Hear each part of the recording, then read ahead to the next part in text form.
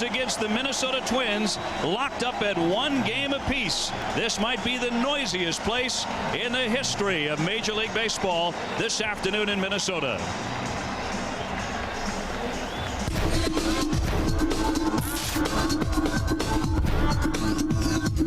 Now is the time.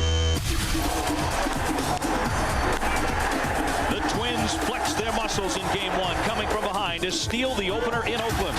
Then on Thursday, Mark Mulder and the powerful A's came roaring back to even the series. Today, it's Zito versus Reed. Game 3 next.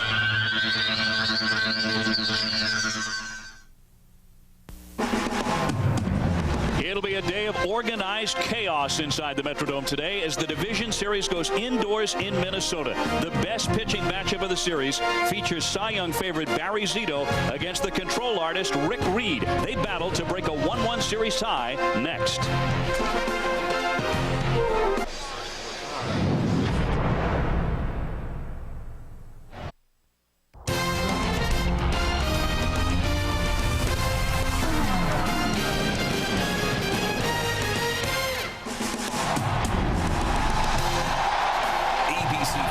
Major League Baseball Division Series.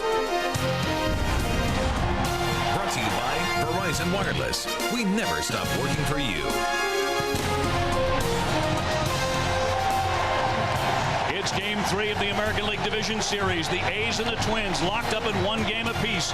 But the first 2 were played in Oakland. Here in the Metrodome, they expect the largest crowd ever for today's game, and very possibly the noisiest. Oakland manager Art Howe has led the A's into the playoffs for the 3rd straight season. He believes the noise factor is a bit overrated, but he also says his outfielders must communicate well with hand signals because they will not be able to hear each other at all. His starting lineup features MVP candidate Miguel Tejada at short, surprising rookie Mark Ellis at second base. He's 4 for 8 in the series, and playoff good luck charm David Justice in left. We welcome you to the Metrodome, everybody. I'm Dave O'Brien, along with my partners today, 8-time batting champ Tony Gwynn and former Cy Young Award winner Rick Sutcliffe. He's our man for all series, as it turns out, here in October. Great to have you with us as the Twins host a playoff game for the first time since the World Series in 1991. They're expecting almost 60,000 to try and blow the roof off the place today. So let's start with you and about a kind of interesting pitching decision by Art Howe. He goes with Barry Zito, the 23-game winner here in Game 3. Why doesn't he start a guy who may win the Cy Young in games 1 and 2? Why did he back him up? Most managers feel like in a 5-game series, Dave, that game 3 is the pivotal game. That's a game you want to win. You put your best guy out there. Barry Zito arguably was the best guy in the American League this year. The key to him is to control his emotions. He has to stay down in the zone. Rick Reed had the best control in the American League this year. The key to him, the first couple of innings, he's not as sharp as he gets later in the game. Tony Gwynn, what's the key to scoring runs today? I think offensively for both of these teams is to try to get the ball elevated because Zito and Reed are excellent at throwing strikes down in the zone. So I think the team that's the most patient today, the team that can get a ball up in the zone and then attack it, is going to be the team that has success today. Well, it's the A's who've had most of the success. They are 6-3 head-to-head against Minnesota, but they're facing Rick Reed today, 15-7 during the regular year, and Twins manager Ron Gardenhire has called Reed his best pitcher in the second half. He went 9-2 since the All-Star break. Defensively, the Twins among the best in baseball, but not in the first 2 games, Tony. They wound up making 4 errors in games 1 and 2. They have to clean it up this afternoon. Well, game 1 you can really kind of write off as nerves, but game 2, you know, they made some key errors. It cost them runs, and so it's important for them today to come out, have Rick Reed throw strikes, and make the plays behind it. So the fans are ready to roar. It is game 3 of the division series, and Rick Reed's first pitch is in there for a strike. And we are underway inside the Metrodome. This is going to be a whole lot of fun today with this crowd, as noisy and as electrifying as it is. And with the series tied at 1 game apiece. Durham takes up high for a ball. Ray Durham, the designated hitter, hitting .289 during the regular season. Jim Joyce, the veteran behind the plate, calling the balls and strikes. And of course, you go with the 2 extra umpires in playoff baseball down the left and right field lines. Stung into center field. Here comes Hunter, and he can't make the play, and it skips all the way by him and all the way to the fence. Durham with good speed, rounding second, heading for third. Jones picks it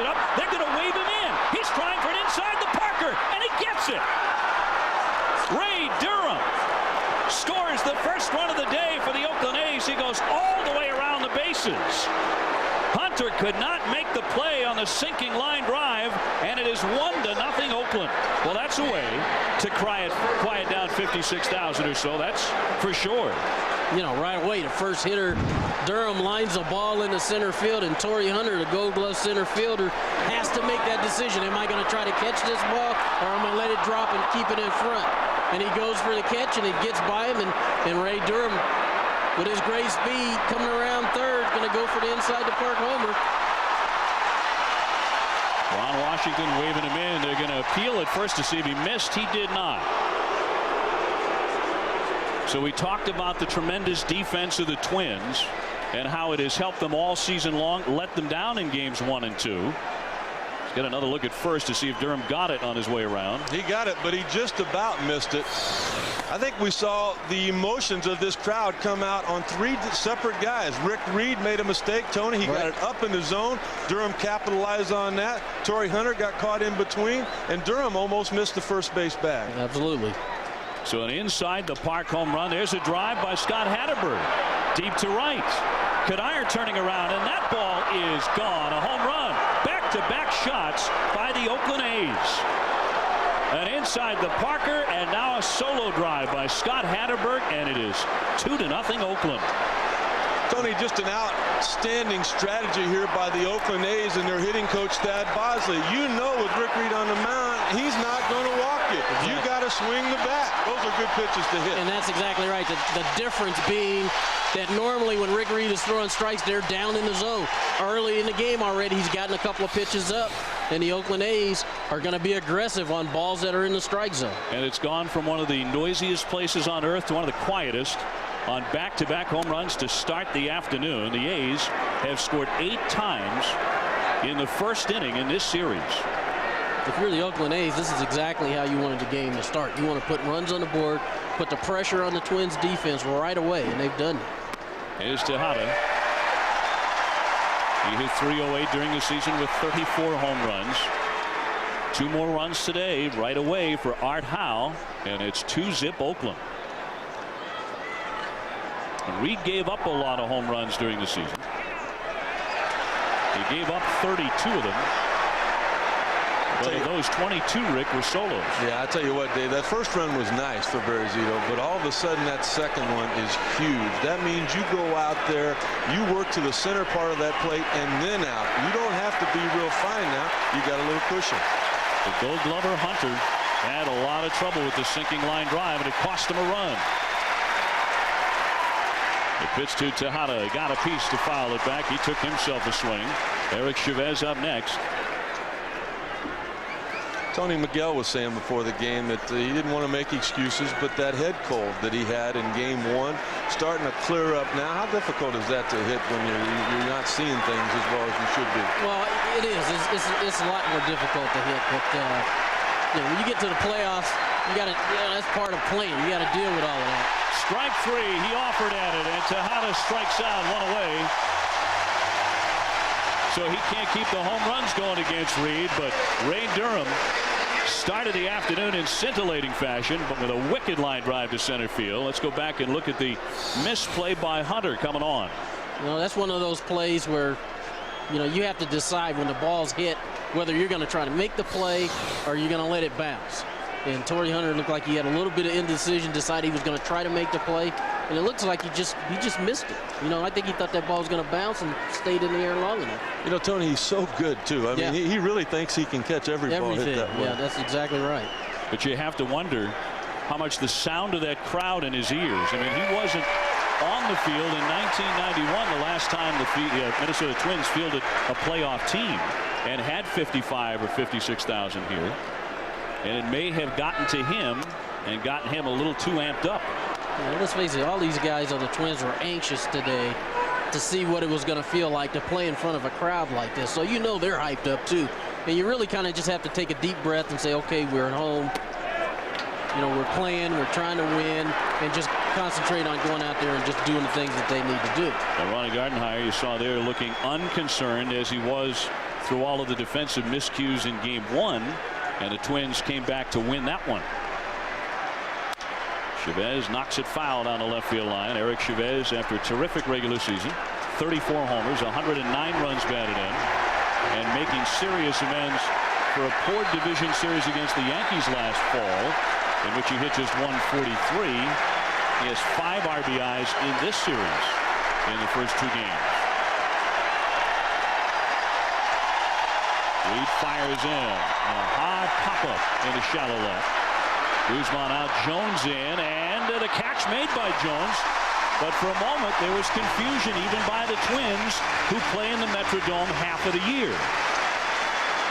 You know, Tony, they talk about the quiet zone in football. You know, the crowd needs to realize that it's nice to stay at that high pitch when the opposition's trying to catch those balls, but your guys need to hear each other communicate as well. I thought Rodden Gardenhire had a great point before the game. He talked about how if you take your eyes off a fly ball here just to try to communicate or see where your teammate is, you're going to lose the baseball.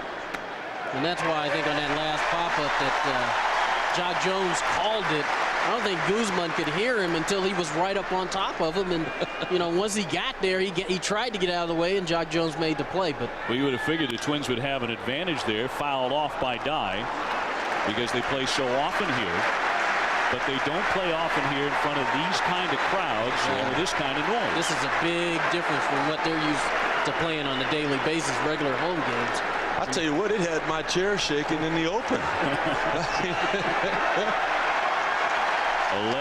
all time in postseason games in the Metrodome, but they're down 2-0 right away. Dye fouls one straight back. David Justice up next. Well, he's making a lot of mistakes. Yeah, he is. Up in the zone, Tony. And you said it to begin with. We talked to Art Howe before the game tonight, and he was talking about how Rick Reed likes to throw his fastball inside more often than people think.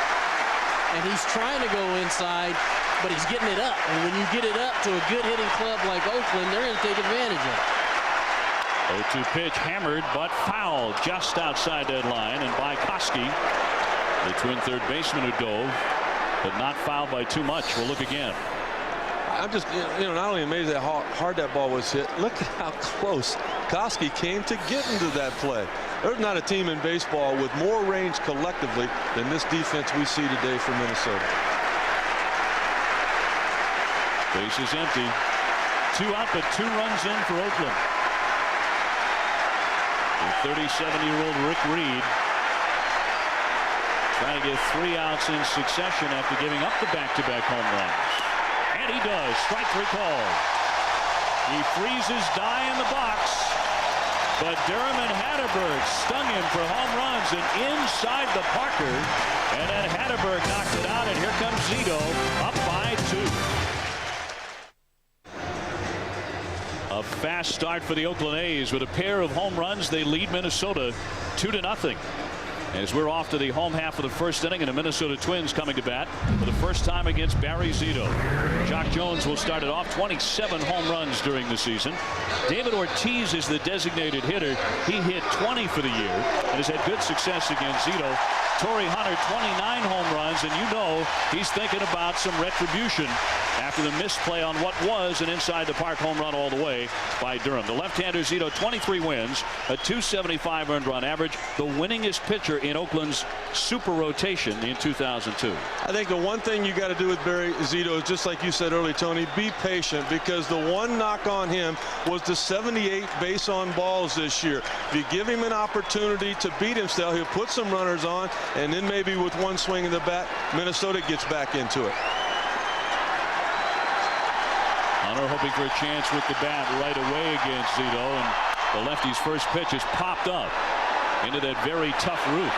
Hatterberg into foul territory. He could not find it, and that ball fell just foul. I mean, inches off the chalk line. My goodness, I don't think I have ever seen an infielder so badly misjudge a pop-up. That's incredible. And nobody helped him either. I mean, I was watching Hatterberg. I didn't look to see if anybody was pointing, but this ball goes up, and I'm watching Hatterberg, and it falls right by the bat in fair territory. He had no idea. That's amazing.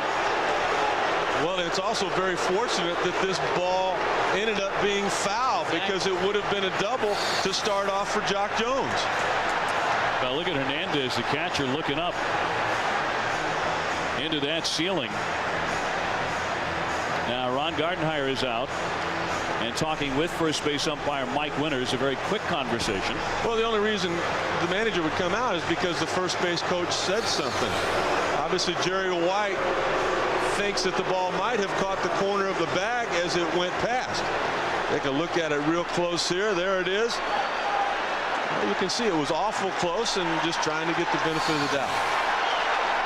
So another swing for Jones, tried to check, but he went.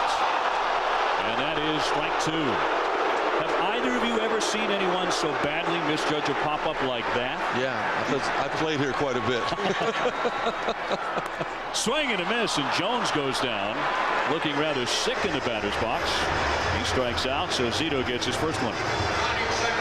You know, and almost always it's in the first game of that series that the defense shows up. That's what Mark Ellis is out there for manager Art Howe. He is solid at turning the double plays, and when you got a great pitching staff like the Oakland A's have to, you need to turn that double play. Take a look here at game 1. Look at him grabbing the bag and getting it off just in time to complete that. This team scores a lot of runs, but they're built around pitching and defense. Here's Christian Guzman, a shortstop. He lines one down into the corner, but a foul ball. He hooked it too much. And I think you see him right off the bat.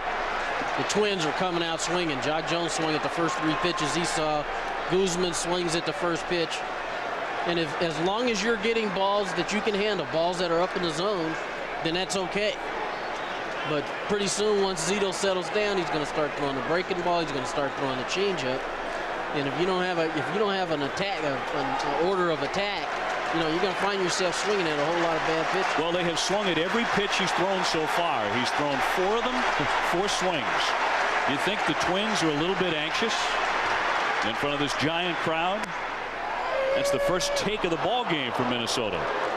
I think they're excited to be home, and I think you're right. I think they are anxious. I think, you know, they fall behind 2-0, and they want to come right back and try to put some runs on the board. But you got to be patient.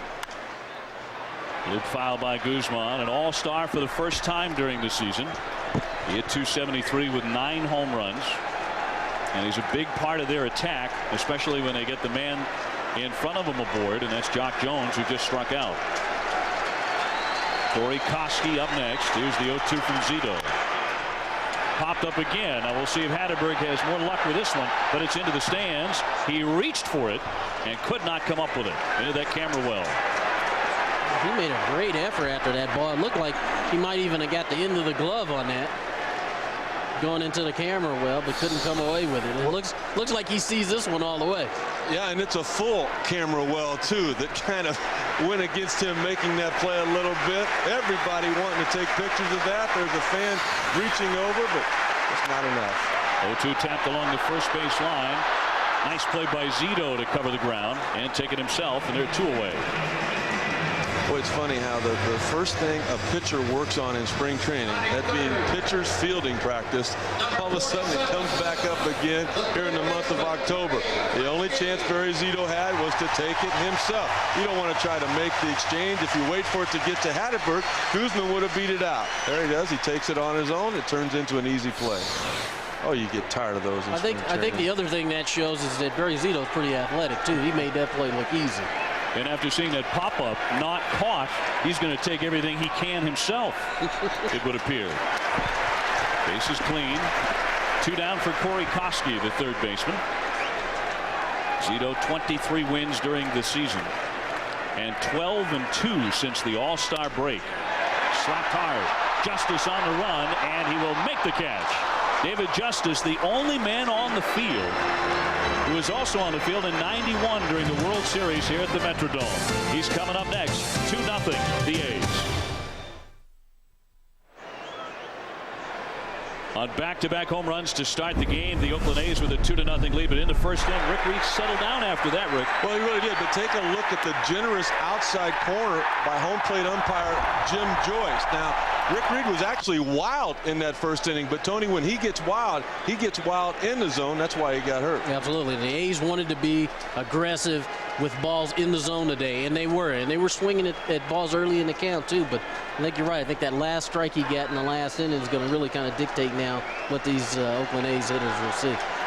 Rick Reed, the only man in the Minnesota pitching rotation who has postseason experience. And on the topic of postseason experience, I missed that memo back in the early 90s that said every year of his career David Justice has to play in the postseason. But that has turned out to be the case. David Justice, every club that he has played for since 1991 has gone to the playoffs. He's trying to get to his 8th league championship series, his 7th World Series. He flies that one down into the corner. Jock Jones on the move, racing hard, and he slides and can't get it. So a long, noisy strike for Justice. It's 1 ball, 2 strikes. A nice effort by Jock Jones.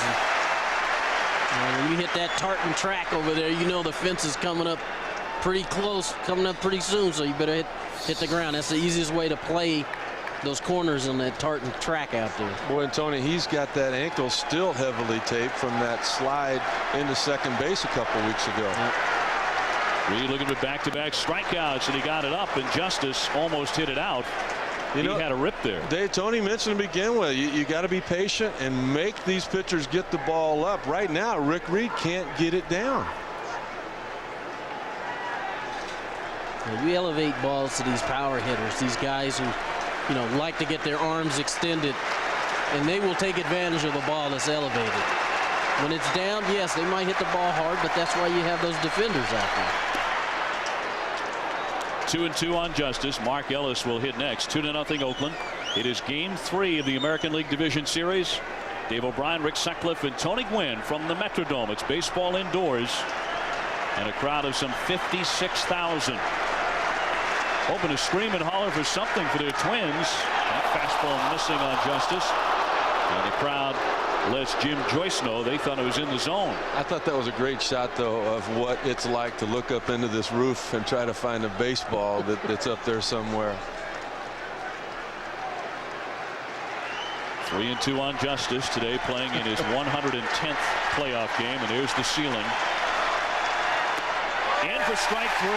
Reed did get it down, and he hit the inside corner to catch Justice admiring the pitch.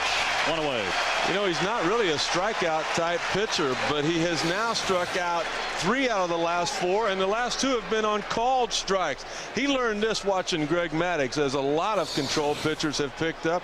That little 2-seam fastball started just off the inside corner. The movement brings it back to the strike zone. And the other thing is that with the left-hand hitters, Reed is almost all the way over on the first base side of the rubber. And so when he starts that ball on inside off the plate, and it's going to run a lot.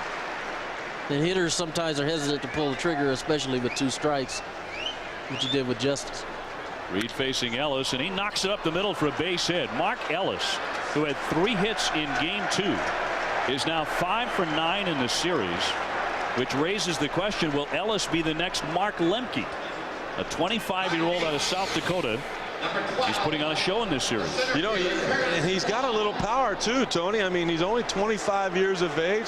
That's about to come. It's 6 home runs this year, but you make a mistake on the inner half of the plate, he can hit the ball out. That wasn't a mistake. That was a pretty good pitch. Pretty good pitch, and the difference is if that breaking ball was up, that might have been a ball he could hit out of the ballpark, but because it was down, he's able to line it back up the middle, and it's just a base hit. So here's the center fielder, Terrence Long. Reed to work from the stretch. And he deals a strike. Long, a .240 hitter for the season. He is 2 for 8 in the division series. Now, you mentioned Rick Reed and the comparisons that have followed him throughout his career to Greg Maddux. It was Mike Piazza who labeled him a Greg Maddux light because they pitched so effectively in the same manner. 4 pitches for strikes. Does not throw overly hard, but a lot in the strike zone, and he jumps in front 0-2 on long. You know, Dave, just like a lineup will do their homework on a starting pitcher, so will a home plate umpire. And they know by now with Maddox or Glavine out there, they're going to call a lot of strikes. Well, Rick Reed also has that reputation.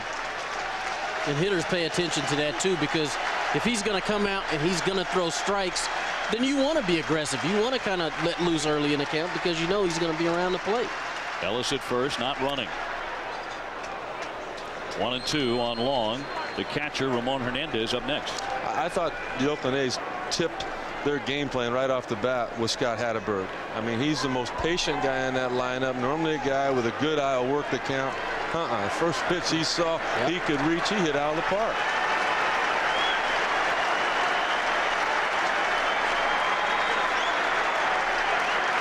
Reed says yes. Ellis leading at first. 2-0 Oakland. And he struck him out. 4 strikeouts for Reed. And 2 gone in the second. The only thing with Reed right now, he's throwing a lot of fastballs. And this is a ball that's up in the zone again. You know, he threw the breaking ball to Ellis and he got the base hit. And that one kind of started in and ran back up, but it was up in the zone. I'm not real sure that's where he wanted that pitch to begin. He might have just got away with one. I think with him, I think sooner or later he's going to want to establish the breaking ball and the changeup. And, you know, he's coming after everybody pretty hard here the first go around. And so Hernandez being the last hitter, you know, in the lineup, when he comes back around again, you expect him to start mixing it up a little bit more. He hits it sharply. A big bounce. Koski in foul ground gets rid of it. He bounced it over there, and a beautiful play made by Minkiewicz as well.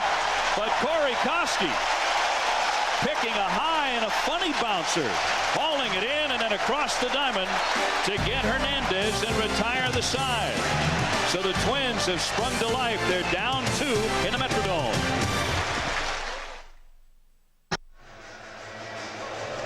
$2-0 Oakland, but you know what? The Twins, a lot of their success was on defense. And how about this stop by Koski? A double stop. Yeah, that ball took a bad hop, and he still got his glove on it. And watch the arm. Use the AstroTurf to your advantage and barely use it. Minkiewicz with a great pick at first base. Tough hop, kept his foot on the bag. Koski, the former junior hockey goalie out of Winnipeg, Manitoba, Canada. You know, those guys, you don't have to catch it the first time. You knock it down, you clear the puck. Just 12 errors this season. Of course, Minkiewicz, one of the best defensive first basemen in the game. Here's the DH Ortiz. David Ortiz hitting .272 for the year with 20 home runs. Now against Zito, and this is a big reason that Gardenhire told us before the game, Ortiz was the DH today. He is 4 for 8 in his career. It's kind of interesting because against lefties, they've really eaten him up all year. Just a .203 hitter against southpaws. Sometimes there are guys you just happen to see the ball real good off of. And I know if I was hitting against Zito, I don't think I'd be that comfortable knowing he's got a great curveball and a changeup. But Ortiz seems to feel pretty good. Well, it's a curveball, Rick, that has been compared to Sandy Koufax in his prime. Not the fastball, but the big hook certainly is. Well, when you look at the numbers this year, 23-5, that sounds like Sandy Koufax as well. Lefties just didn't touch him very well for power this year. Fouled away by Ortiz. Overall, though, left-handed hitters .275 and righties just over .200 against Zito, who's 24 years old. And I think the big thing on that, Dave, is like Tony was talking about. He doesn't throw as many changeups to left-handed hitters as he does right-handed, and he's got a good one. He got the Twins in order in the first inning. The fastball pumped outside. So you can tell the way Ortiz is taking pitches that he's seeing the ball good. And really, the only pitch he hasn't seen good this at bat was a breaking ball. And I'm sure Barry Zito, with 23 wins this year, he recognized he didn't see it well either. Swing and a miss. He struck him out. Ortiz will head back to the dugout. Second strikeout for Zito. And they have yet to reach base against the left-hander. watch him just kind of slow things down a little bit. He missed up in the zone on a couple of the fastball. He said, I'm not going to do it anymore. He slowed his delivery down. He let his arm catch up with him. The ball was down in the zone, even though it was just off the outside corner. It was awful close to take. So it sends up Torrey Hunter going after the very first pitch, a pop-up, Hatterberg, and there's a collision. It pops loose. Ellis banged right into him. That's a fair ball, and Hunter is safe at first. Remember, they cannot hear each other. The A's are playing absolutely deaf. Hatterberg is standing under it. But this is where we talked about, Tony, if you take your eyes off of it, you're not going to find it again. And Mark Little never took his eyes off of it. He just kind of assumed that, like on the pop-up earlier in the game with Jock Jones, Hatterberg couldn't find it. He said, I see it, I can catch it. Well, they were both in the same spot. And Hatterberg was calling it too, but there's no way Ellis is going to be able to hear him. And now that they've got a base runner, the crowd has gotten into the game. And so communication is going to be tough from here on out in this inning. It's going to be impossible. They got the Homer Hankies going, the Homer Hankies from 1987. And that one right out of the hand of the pitcher, Zito. The runner down to second and safe. The pitch never made it to the plate. Wow.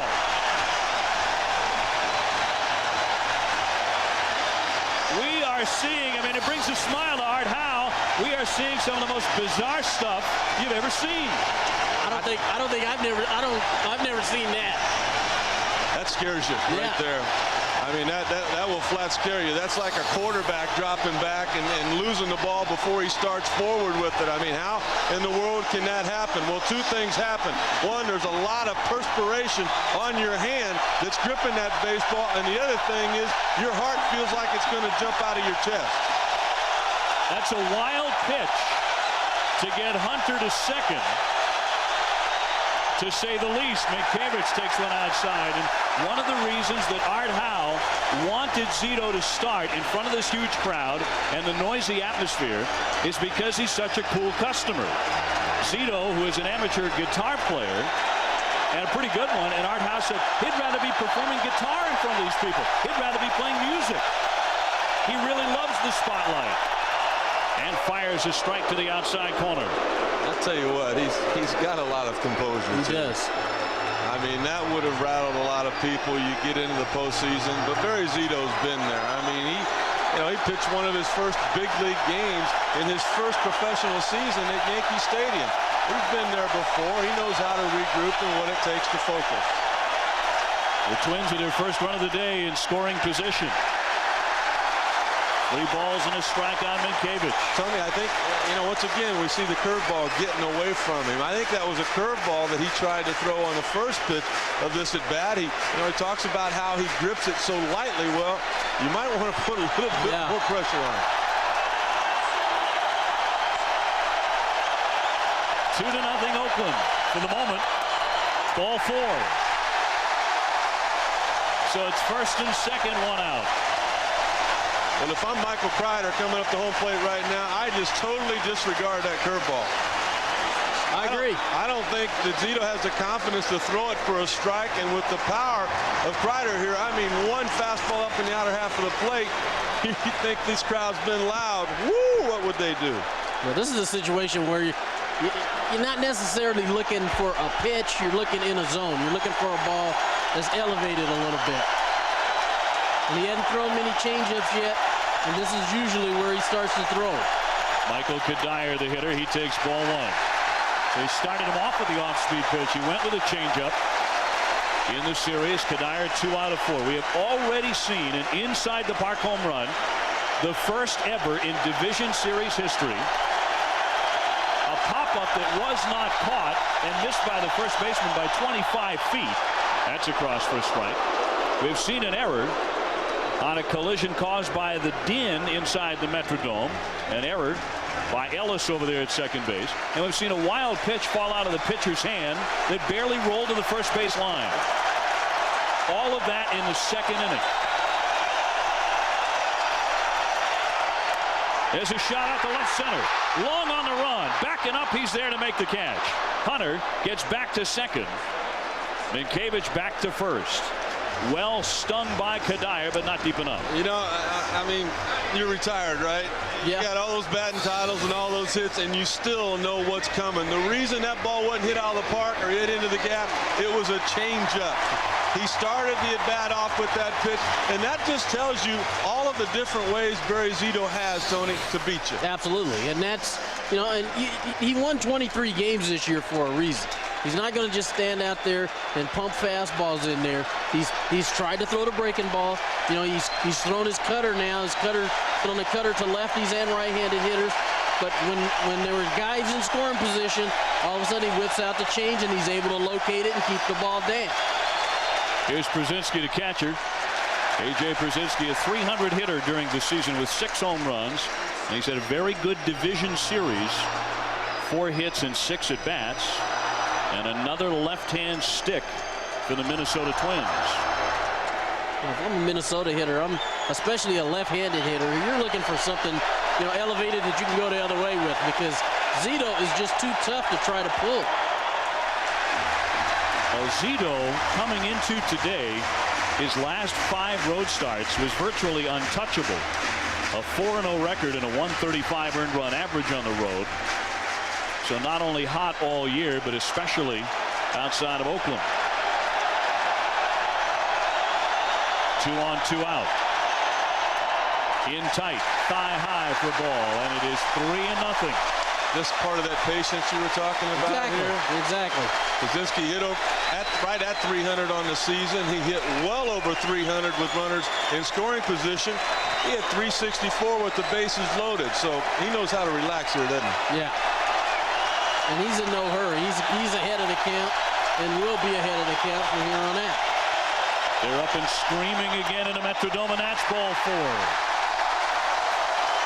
So of the last 12 pitches that Barry Zito has thrown, 9 of them have missed the strike zone. And that goes back to that wild pitch that he lost the handle on. And the bases are loaded. And Rick Peterson, the pitching coach, is coming out. Well, Dave, it goes back to what we talked to begin with. The only real way you're going to beat Barry Zito is to let him help you. And that comes via that base on balls. 5th this year in the American League with 78 of those. And right now he's given the Twins an opportunity to put something on the board and keep this crowd on their feet. Well, our 4th man in the building today is Jeremy Schaap. Jeremy down by the field and trying to hear like the rest of us. Jeremy?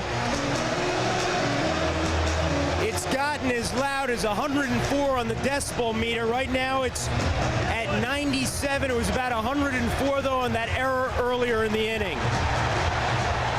If you ever want to try it, just stand on the tarmac with a 747 taking off. And that decibel level is what it is inside the Metrodome right now. Here's Rivas, a swing and a miss, and a beautiful changeup as Zito had him off stride. And a little different approach here too as well. Not the patience shown by Przinsky. Look at that normal breathing. 10. Nobody breathing normally on that field right now, including Barry Zito. Zito, as Rick mentioned, has had success in the postseason. This is his 3rd playoff start. He is 1-1 with an ERA of 1.32. Both of those against the Yankees. But now facing the Twins, and the bases are loaded. A piece for Rivas, and a count 1-2.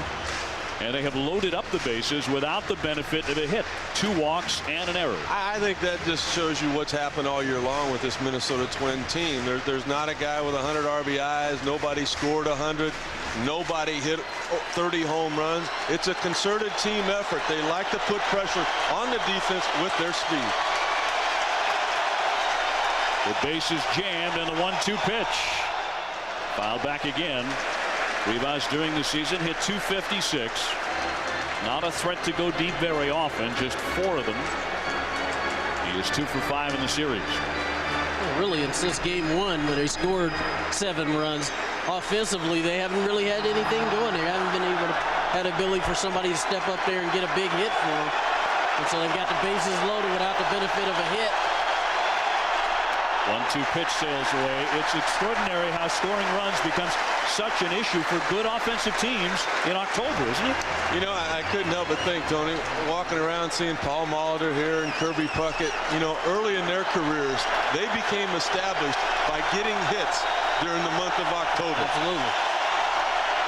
Rivas swings and misses for strike 3. Zito leaves him jammed. He makes the big pitch on Luis Rivas. 2 strikeouts in the inning, and he preserves the shutout.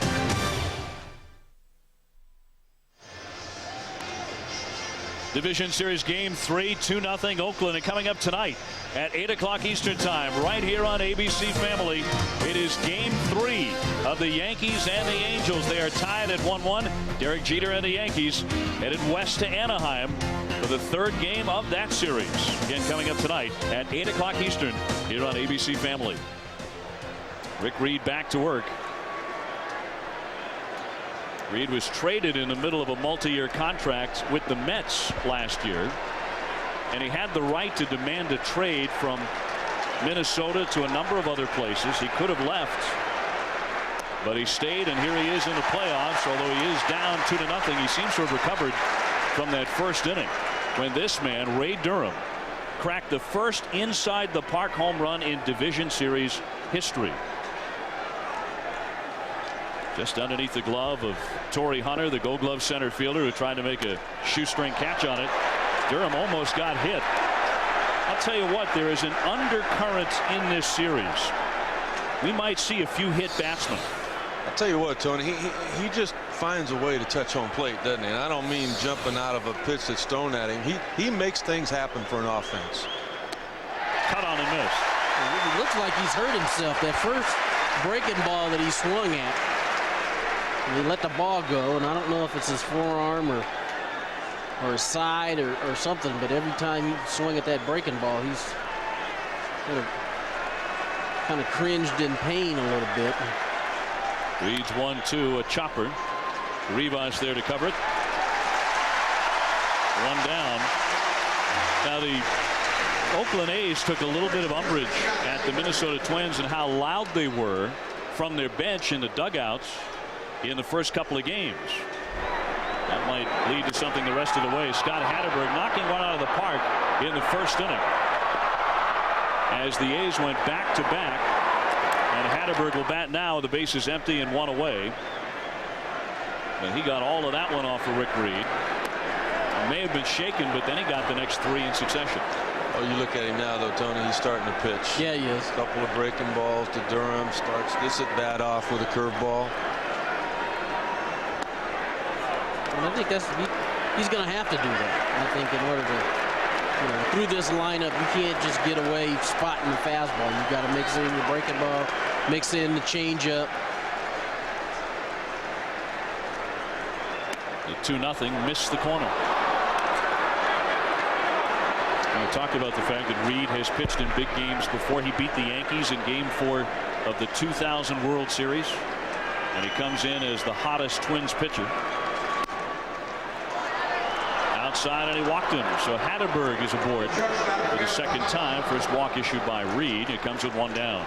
This guy averages 1 walk every 9 innings, and all of a sudden, because of 1 swing of the bat, he pitched Scott Hatterberg like he was Babe Ruth. I mean, there's some thunder coming up after him. That's a guy that you need to challenge, and by design, I think that's what Rick Reed wanted to do. But he couldn't get the curveball over on the first 2, missed with the change, and then missed badly with that last fastball. So now he has to face Tejada, who is 2 out of 10 in the series. He struck out in the first inning. The A's have not hit into a double play in this series. That's over but low for ball 1. Well, the difference this time around for Reed is when he's missing, he's been down in the zone instead of up in the zone. So, you're going through the heart of Oakland's lineup. These are guys that like to get their arms extended, like the ball to be elevated a little bit. So he's really going to have to concentrate on keeping the ball down.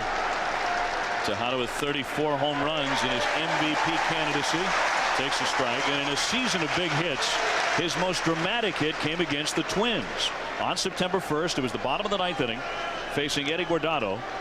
He belted a game-winning 3-run homer to extend the A's winning streak to 18 in a row.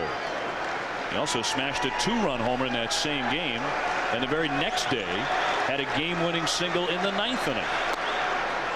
Downstairs again.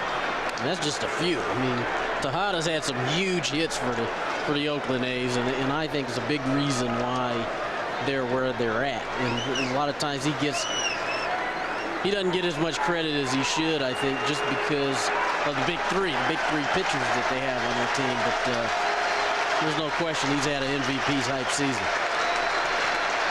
Reed's 2-1 pitch. You let it go just outside. And of course you have that holy trinity of shortstops anyway, A-Rod and Nomar and Derek Jeter. For a long time Tejada was never mentioned in the same breath with them, but those days are over. He may be the MVP. He sure may. He needs a new nickname though. Miggy might not do it for most valuable player. That might have to go. The 3-1 pitch. Bloop foul. Go back to September 1st against the Minnesota Twins, trying for 18 straight wins, and Tejada was the savior on that day. A 3-run homer. He called it the most electric moment of his career. He said it topped even his first major league hit.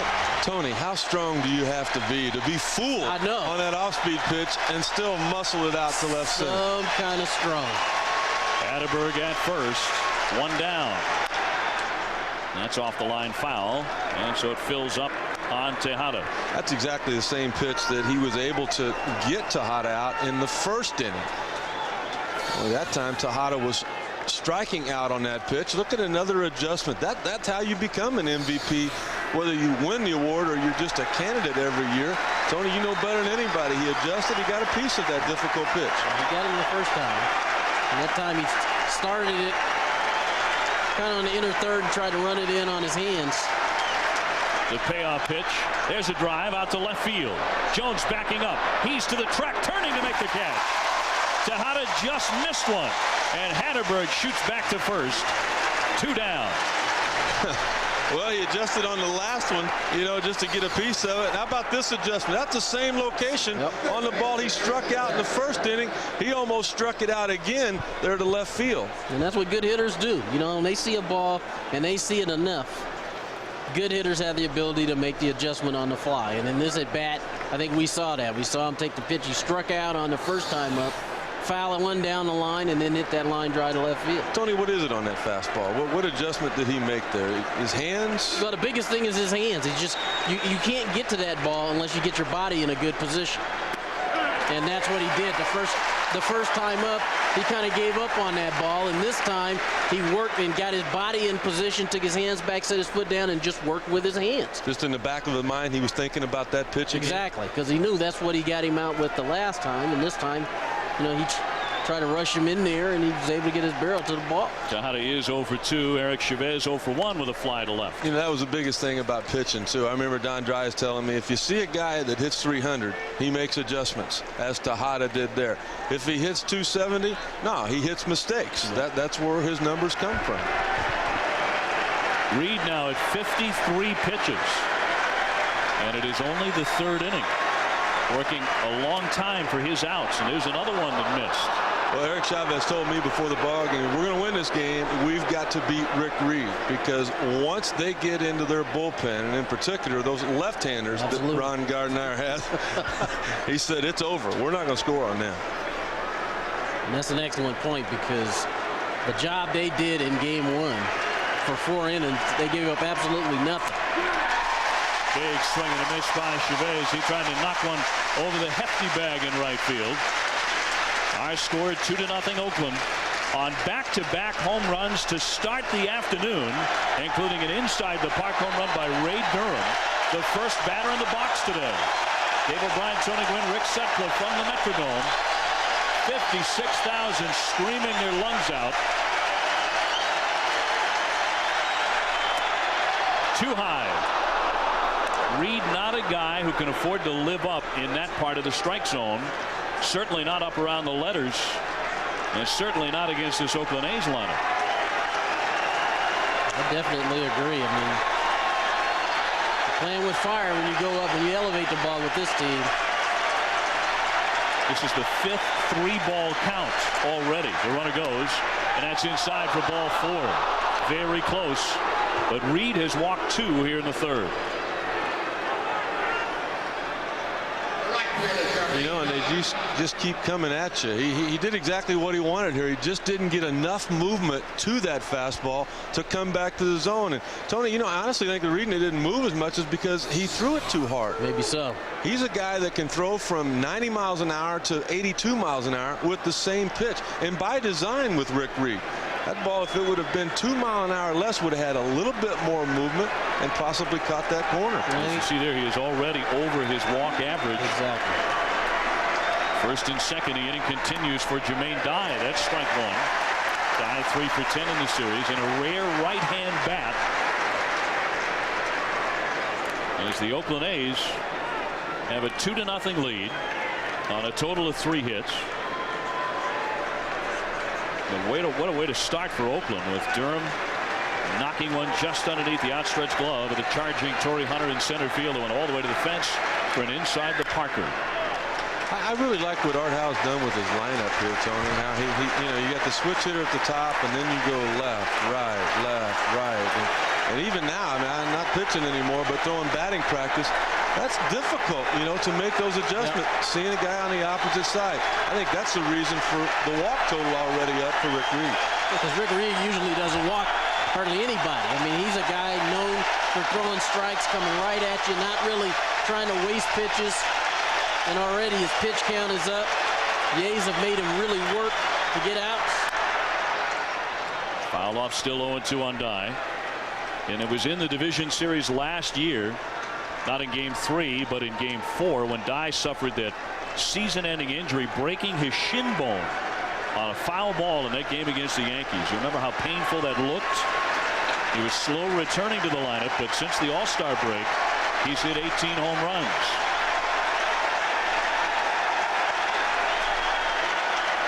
Two strikes on Dye. Hatterberg and Chavez leading. That's strike 3. Right on the black edge of the plate. Reed made a pitcher's pitch. And the A's strand 2. Oakland still leading it 2-0.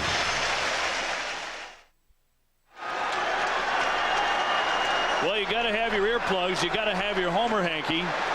And the World Series tickets, the Twins would love to put to use and come back and play more World Series games inside this building, where they are 11-1 all-time in postseason play.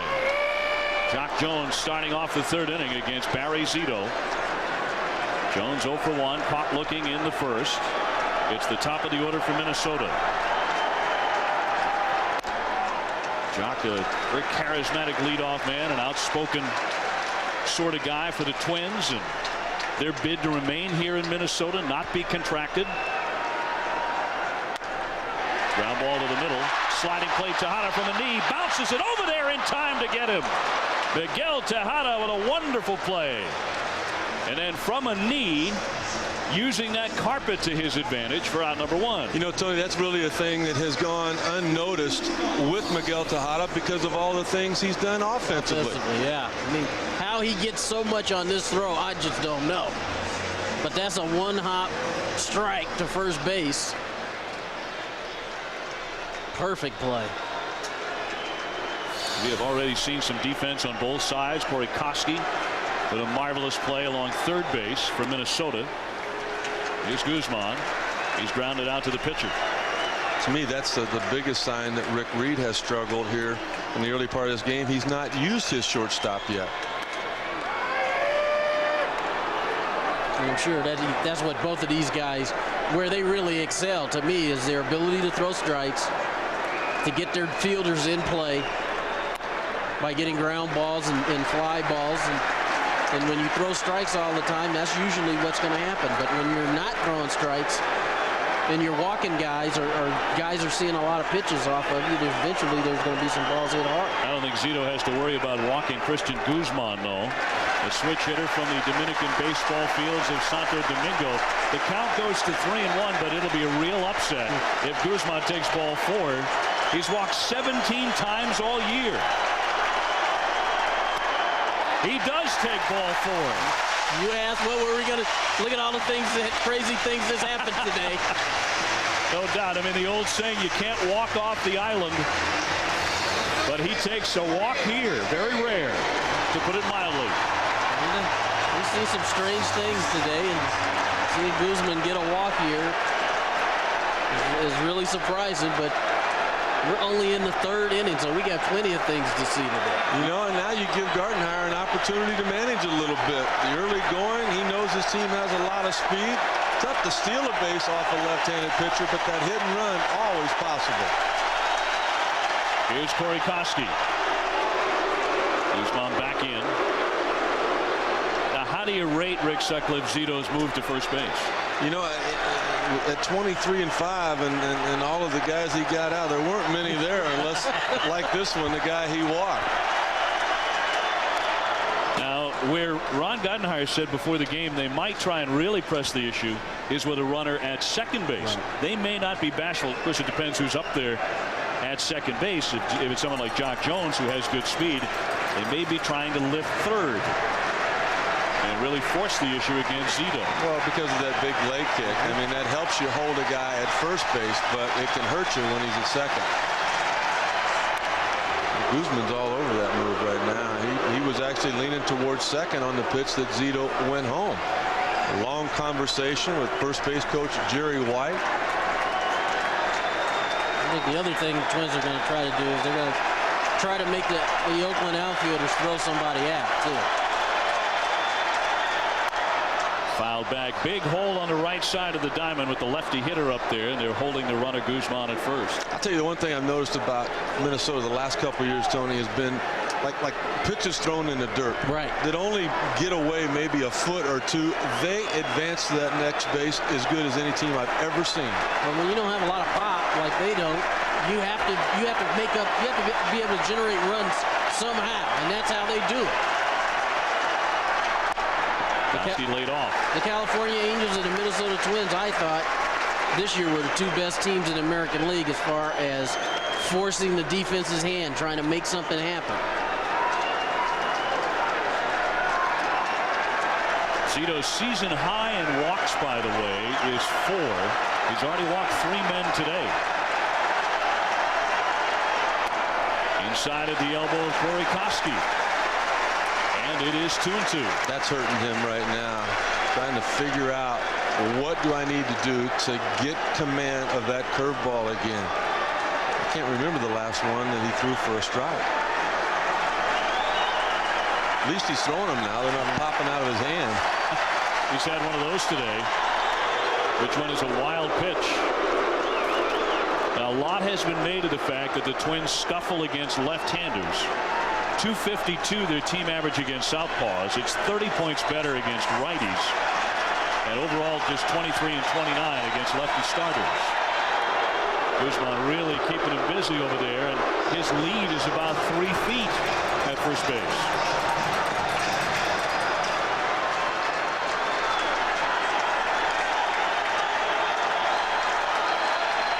For 22 against Mulder, who pitched so well in game 2. The pitch inside again. That breaking ball just hasn't been there so far for Zito.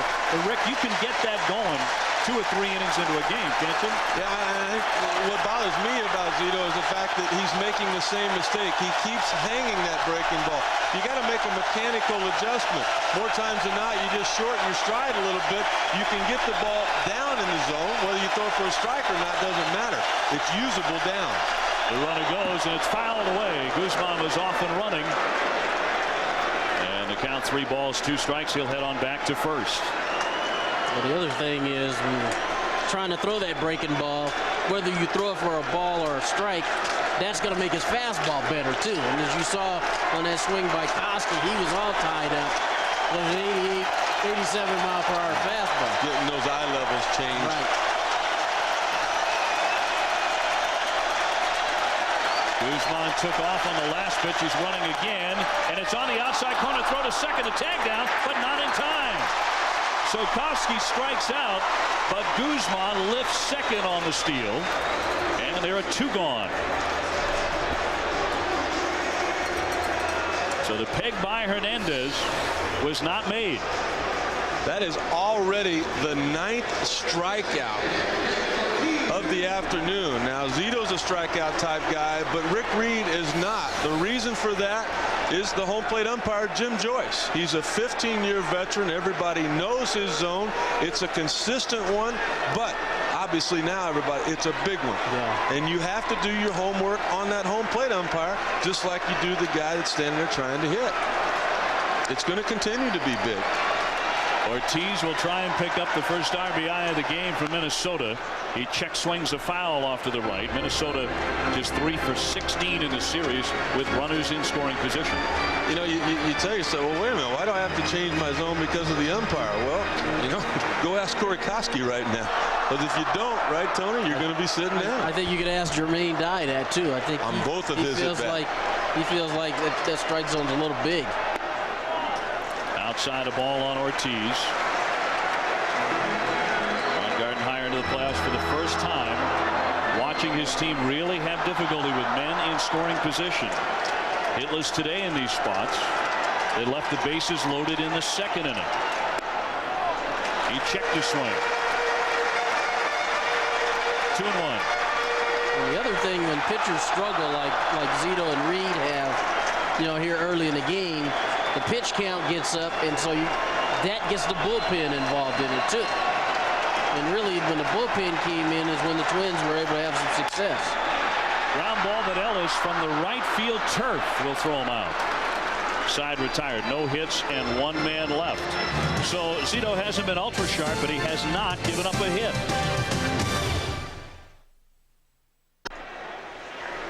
Well, a few crazy things have happened around Barry Zito, but he's tossing a no-hitter in the early going of this ball game through the first 3 innings. It's on to the 4th. Rick Reed's given up 3 hits, 2 of them home runs. Ray Durham and Scott Hatterberg began the game with back-to-back home runs off the veteran righty. Here's David Justice taking a strike. Justice, then Mark Ellis, and then Terrence Long. David, 364 in the division series, and in his career in the Metrodome, a 393 average. He is very comfortable hitting in this ballpark. 2 strikes on him. You are watching the Major League Baseball playoffs here on ABC Family. It's game 3 of the division series. Art Howe's Oakland A's tied up 1 game apiece with the Minnesota Twins.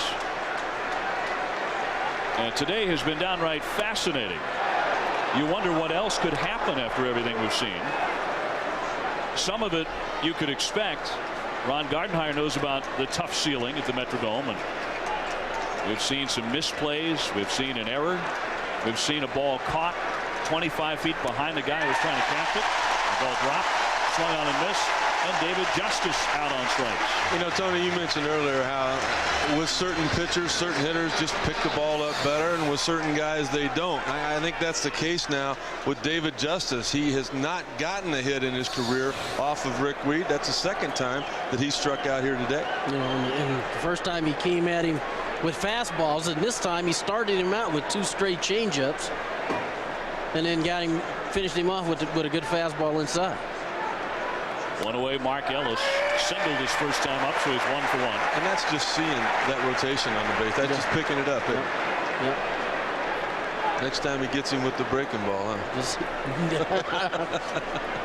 That's the game I used to play. Over but low. I'll tell you what, that low strike has not been there today for either pitcher. You're right. And it's frustrating for both of these guys because they make their living down in the zone. And so when they know when they get balls up, you know, it's easier for them to get hurt. But Reed is pumping some fastballs. He started Justice out with 2 straight changeups, and now he's starting to locate his fastball again. Rick Reed with a career winning record, 102 wins, 71 losses. It's a routine grounder right at Guzman. 2 up, 2 down. I have to say he's locked in now. Once you start seeing balls headed in the direction of that shortstop, then that's when Rick Reed is at his best. Late movement, both sides of the plate. And since he gave up the 2 home runs, he's only allowed 1 hit. That was a single in the second inning to Ellis. 2 away for Terrence Long now. You know, that was a great breaking ball, too, that he threw. It was down in the zone, and Ellis put a nice swing on it. Long whiffed his first time up. And Reed has a history of pitching well in big games. In 1999, it was the 161st game of the year. The Mets were a half game out for a tie in the wild card. That was after the Reds had lost earlier in the day. And Rick went out and tossed a complete game, 3-hit shutout to beat the Pirates 7-0 in the '99 division series. Game 3, pitched very well against the Diamondbacks. 6 innings, struck out 6. The Mets won that game 9-2. We talked about his World Series win against the Yankees. Swinging a drive way out to right field. A shot by Long that is way up to the upper deck, and that ball is gone. A home run for Terrence Long. And again, it gets quiet. I mean, like a funeral house in here. They'll throw the baseball back onto the right field turf.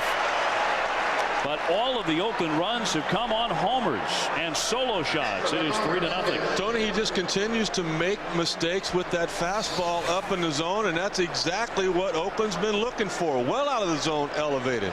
It looks like that one he wanted to start inside and run it back over the inside part of the plate, but he started it in the middle, and it just stayed right there where Terrence Long could put a good swing on it. Oh, he crushed it. And he did. So Terrence Long makes it 3-zip Oakland.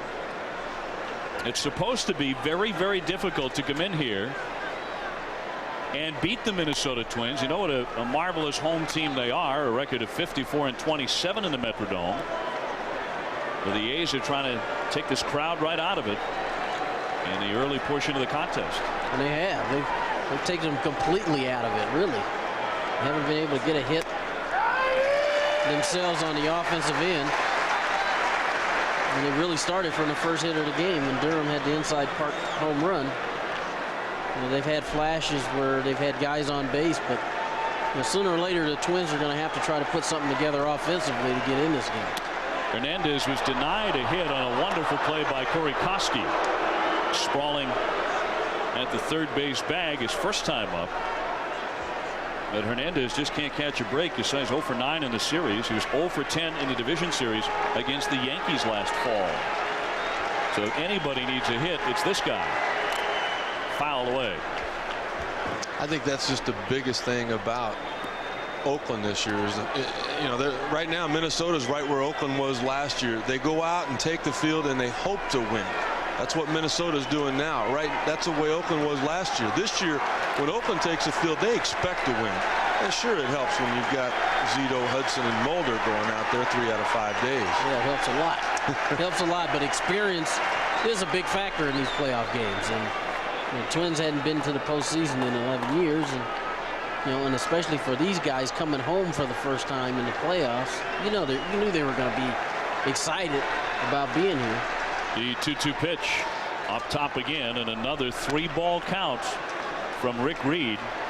Tony, we can both relate to that because, you know, just to tell the fans, I mean, these guys were worried about tickets, their family, everybody coming into town. They're just now focusing on the game. Cut on and missed. He strikes him out. But Reed gives up another home run, his 3rd in the game, and Barry Zito has a 3-0 lead as the Oakland A's goes back to work. You're watching the MLB Divisional Playoffs on ABC Family. Ravi, JB, thank you very much. It is on to the home half of the 4th inning in Minnesota. Barry Zito has not coughed up a hit yet, although he has not been his dominating self. The Twins threatened in the 2nd inning. They loaded the bases without a hit, but could not get a hit. Hunter 1 out of 8 in the series.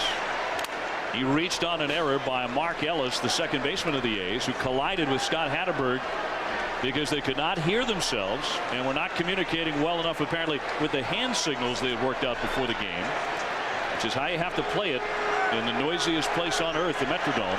And the ball popped out of his glove. Minnesota trying to get something going against the 23-game winner, and Hunter knocks a foul. Yeah, he's starting to get that curveball going. This is a pretty good guy to do that with.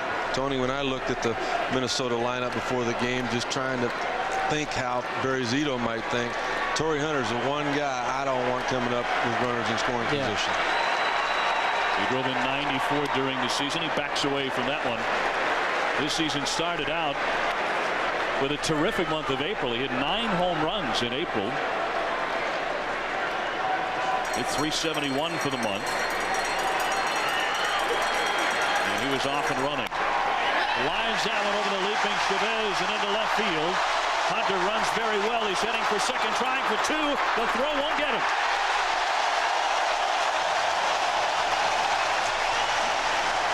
And that's what I'm talking about. Aggressive base running.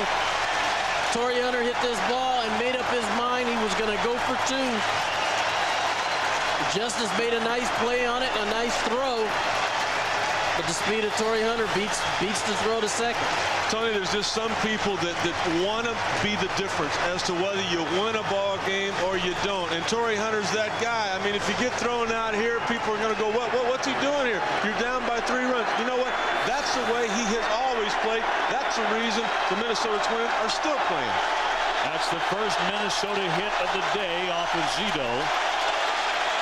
And Doug Mientkiewicz will climb in. He walked his first time.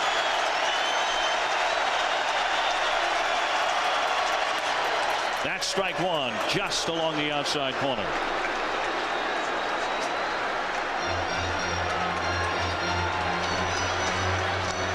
You got to play the little game here, David. You've got to advance the runners. Absolutely. Yeah, it's only 3-0. You got to find a way to get that run on. That's looped into left. That might fall. Tejada can't reach it. The dive and the miss. Hunter into second, pulls up, now into third, pulls up there. Mientkiewicz with a base hit. And they're on the corners with nobody out. Back-to-back hits. Just like you described a second ago, Rick, this is the style of play, you know, that put the Twins in this position in the playoffs. Now, watch Torrey Hunter on this play. He initially didn't think that Tejada could get to it, but knowing they were down 3 runs, he had to respect the fact that maybe he's going to make this play.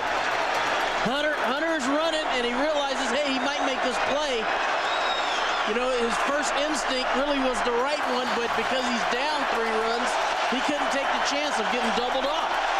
I think he got surprised once again, as we did earlier, at the range of Tejada. Here's Kadire. He got jammed and he fought it off foul. Oakland will remain at double play depth. And if they can turn a double play, they'll trade in a run. That last pitch right there is the one that Ron Gardner and I were talking about before the game. Why he went with a left-handed designated hitter and David Ortiz. That cut fastball down and in on the hands of a right-handed hitter. You got to lay off that pitch. The 0-1 to Kadire. He checked. 1 ball, 1 strike. Well, this is a situation where the Twins have to put a run on the board. They have to. Now, whether he hits into a double play or he hits a sacrifice fly or just puts the ball in play to get the run home, they have to get this run in. Nobody sitting down inside the Metrodome. 2-1. And for Barry Zito, 3 runs has to seem like a bounty. You may recall Game 3 last year against the Yankees. He lost 1-0, although he tossed a 2-hitter over 8 innings. That was the Derek Jeter, Jeremy Giambi play in that ball game. Swing and a miss. Kadire couldn't catch up. 2-2. Well, he's trying to catch up in the count because he was a little over aggressive on that first pitch. Would have been ball 1. Put himself in a hole, and you know, now just like he's choking up on the bat, you got to like what you see here. He's just going to try to play pepper with somebody, hopefully for him, the right fielder. Zito comes in and he struck him out swinging. Foul tipped into the mid of Hernandez. And Zito blows away Kadire. And now a double play can get him out of the inning. You know, pitching is just like fishing, Tony. You know, you catch a fish in a certain spot with a certain lure. What are you going to do? You're going to load that same lure up, throw it in the same exact spot. Exactly. And that's what he did in that at-bat to get the strikeout. And it was really all set up on the very first pitch, the cutter. He threw the cutter, he swung at it. It's like you said, he bit on the cutter. That's that patience. If he had it, he would have had to count in his favor. He didn't. And that's the hardest thing about hitting in the postseason you're all hyped up. You want to do well. You want to do something good for the home fans, but you kind of have to wait till you get something to hit. Well, he started him off with a curveball in there for a strike. You know, it's one thing to be hyped up in a playoff game, but how about this atmosphere? Exactly. This is not an everyday playoff atmosphere. 56,000 fans. They've been standing most of the game, screaming at the top of their lungs. And it's really the Twins hitters we're talking about. Hadn't been Oakland. Oakland's been pretty aggressive. Cavage back in. Hunter over there at third base. 3-0 Oakland. All of those runs on homers. He better be careful with that big leg kick and pick off the first base, because with Torrey Hunter's speed at third, he tries that again. Torrey might be able to get home before Hattenberg can get the ball there. A.J. Brzezinski, the catcher, walked his first time up. Remember, he was a 300 hitter during the regular season. He pops that one up. Out goes Tejada. Long coming in. Is it going to fall? It does! Off his glove. Here comes Hunter. He comes in to score.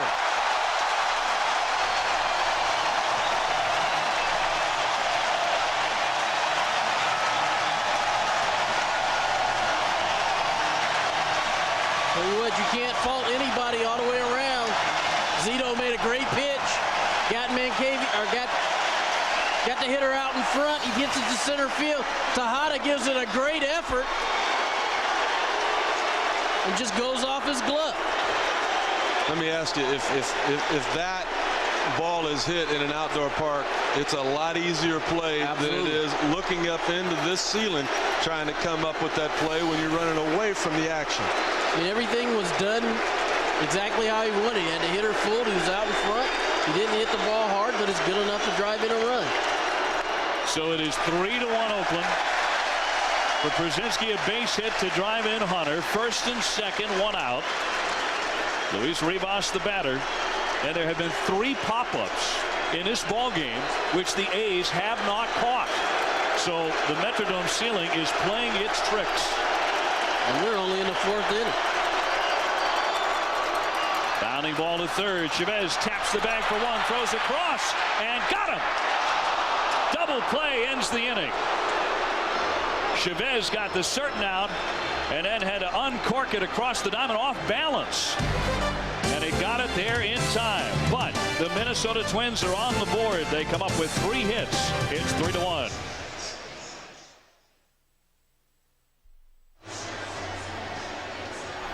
Oakland coming to bat here in the top half of inning number 5. It is game 3 of the division series. 3-1 Oakland.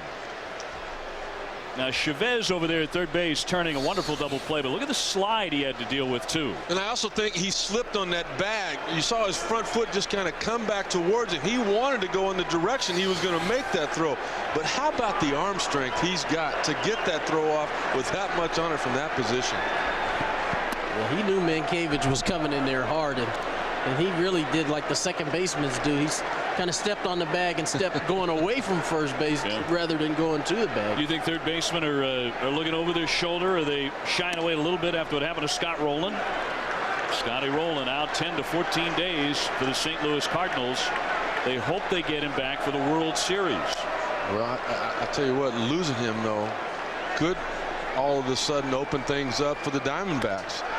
Now, you stop and think about it. The last 2 years, Tony, they haven't had a must-win game that they didn't win, including the last game of the regular season to keep that home field. And it's funny. I kind of felt like last night's game was a must-win for them, and they battled to tie it and ended up losing. And now, the Cardinals have got to be confident. They've beaten their 2 best pitchers. But if they don't beat Batista in game 3, exactly, you got the unit fully rested for game 4. Ray Durham, the hitter. And Schillen is sitting in the weeds for game 5 if there is one. So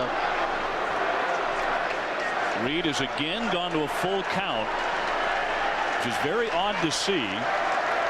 The 3-2 pitch, strike 3. He catches Durham admiring the pitch. But Durham didn't like at least one call in that at bat. And Reed gets it.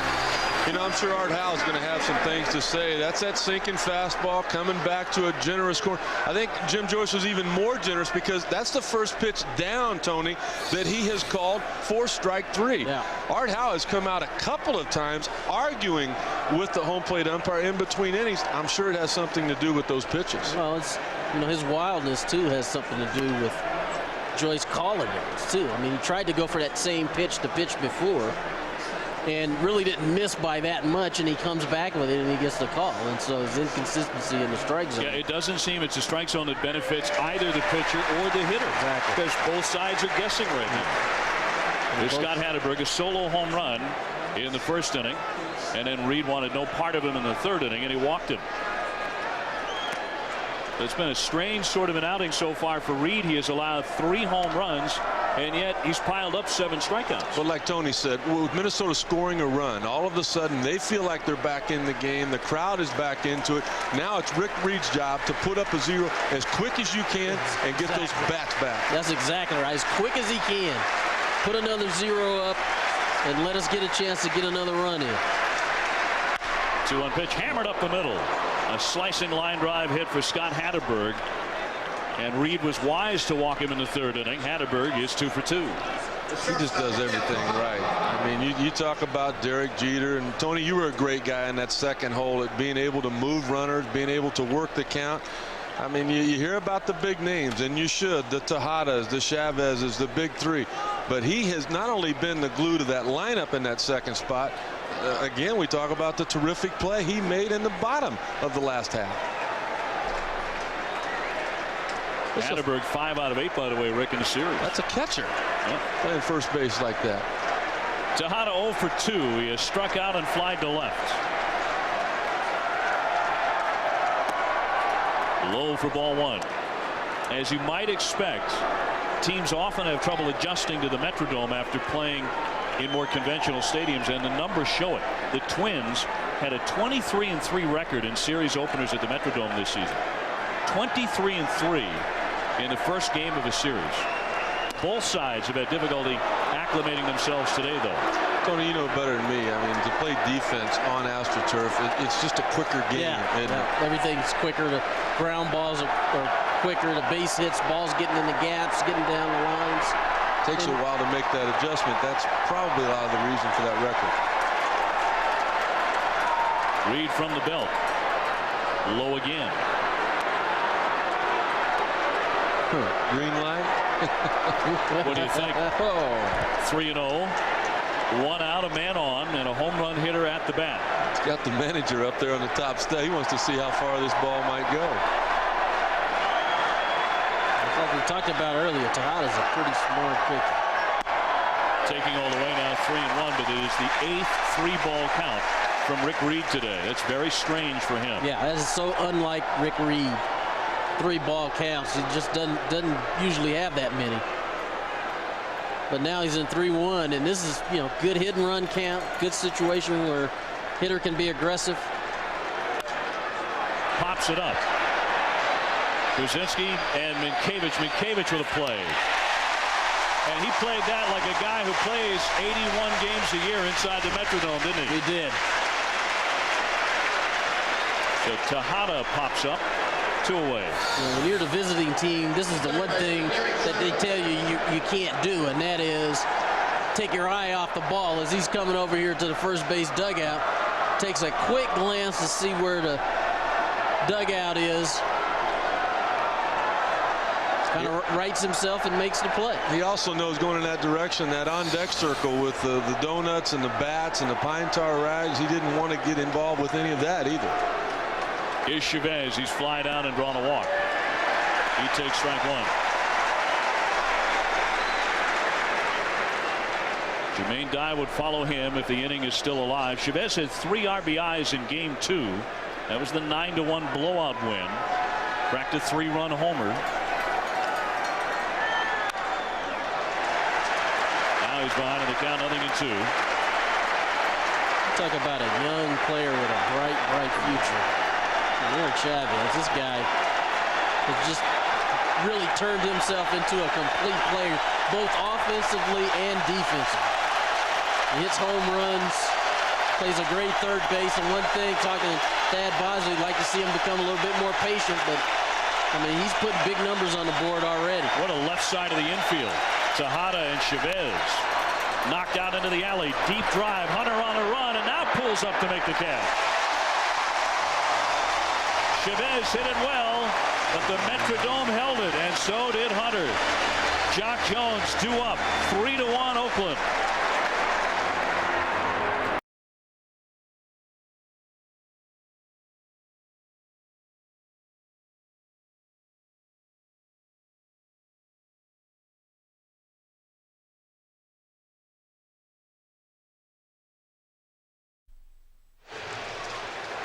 Prevailing wisdom says Game 3 of a short series is the critical game for both teams. Well, this series is tied 1-1.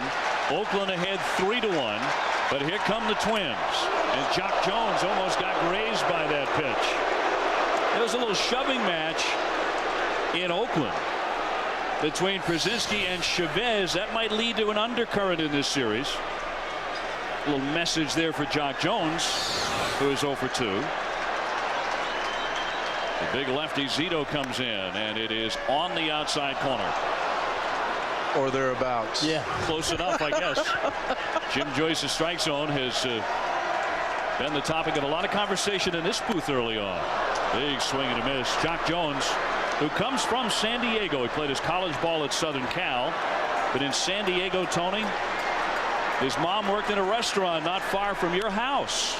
As he fouls one off. And you used to stop in and see her and talk about her son, huh? Yeah, she used to tell me her son was going to be in the big leagues one day. And I said, well, where does he go to school? And she said USC. And I said, well, I'll keep an eye out for him. And sure enough, he got drafted by the Twins and got to the big leagues. And now here he is in the playoffs.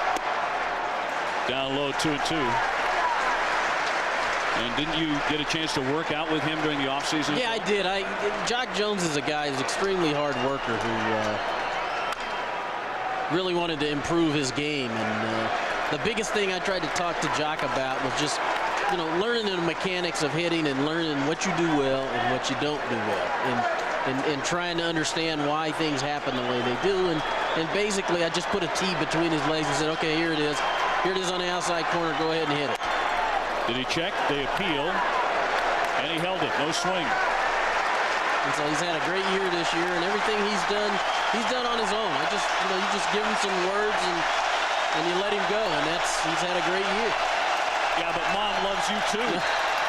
3-2 pitch, and he takes ball 4.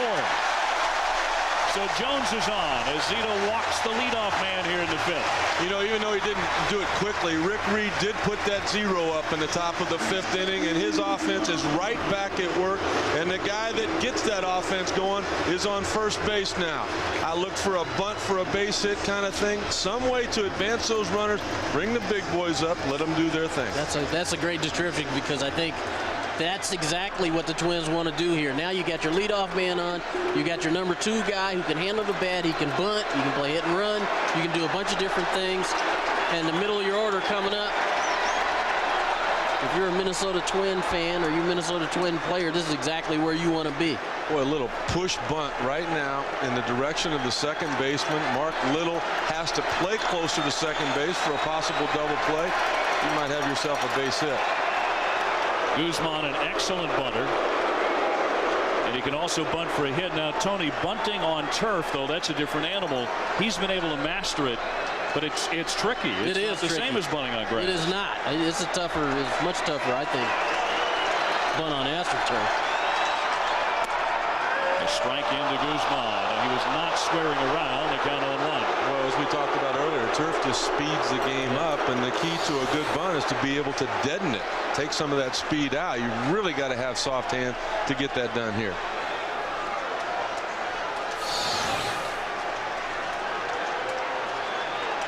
Jones at first base, good speed there.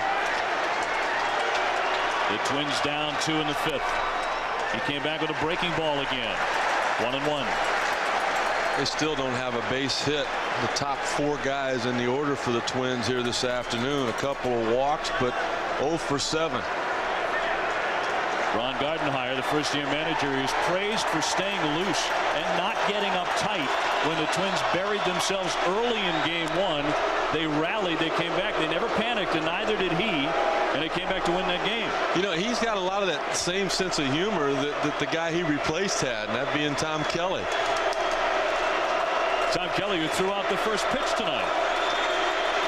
And the fans went nuts here at the Metrodome for their former great manager. Swing and a miss by Guzman. He was off stride, and now it's 1-2. And that's not the kind of swing that you know, Ron Gardenhire wants to see out of Christian Guzman here. You're not our home run guy. I mean, you're going to run into some, but I think, again, trying to handle the pressure and the nerves that come with the postseason created that big swing. Why hasn't he attempted a bunt? Because the first pitch was a strike. And all of a sudden now he's thinking home run. And I think he wished he would have bunted. He certainly does now. He strikes out swinging. One gone.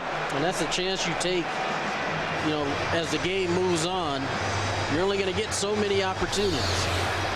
And you could have bunted him up and got a runner in scoring position, you know, for your 3 and 4 hitters. But decided, no, we're going to go ahead and we're going to take a shot here, and maybe, you know, Guzman can put a ball in play. And I think that's just a little selfishness on the part of Guzman there, trying to do too much. You know, stay with what, you know, has gotten you here, and he's gotten here by playing little ball. Here's Koski inside for ball 1. So instead of a runner, it's 2nd and 1 out. That runner is still glued to first base with 1 out.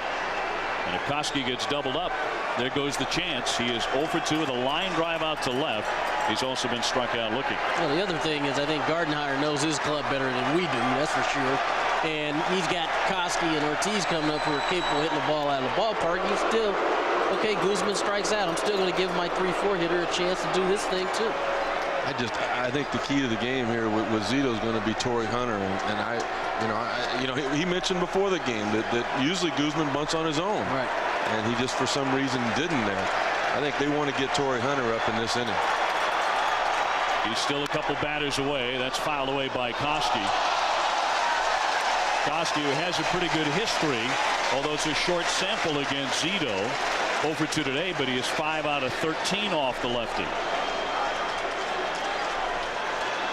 Talking to some of the Twins players today, everybody felt like he was the guy who was swinging the bat the best for them. So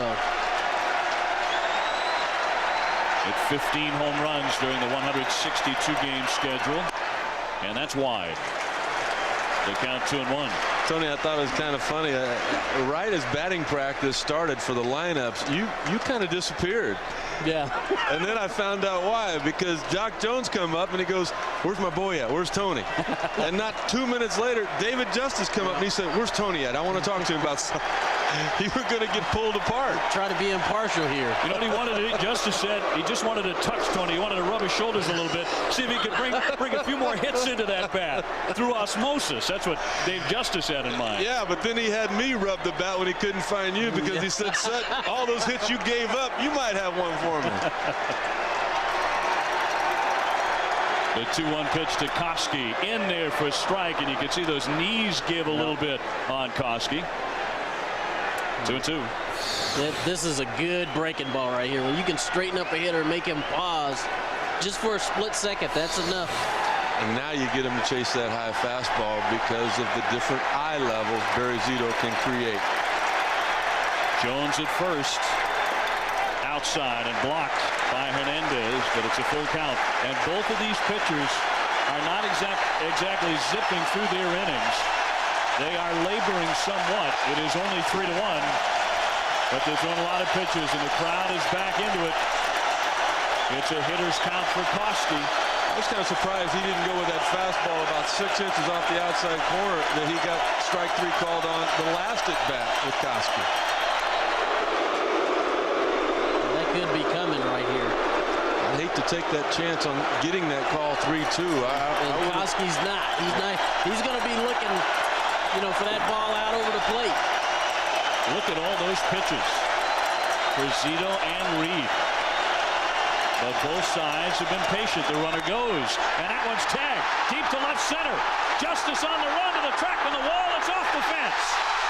Jones comes in to score. It bounces deep into the outfield. Koski into third with a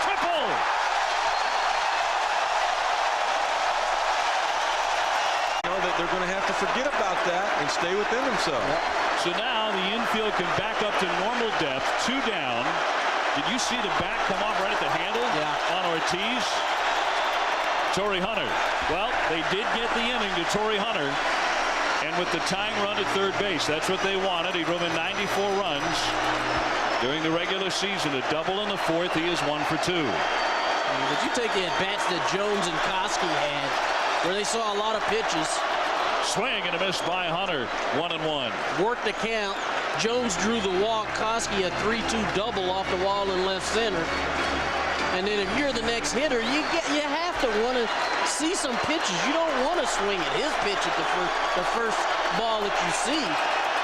You want to be a little bit more patient than that. A base hit ties it up the middle. Tie game.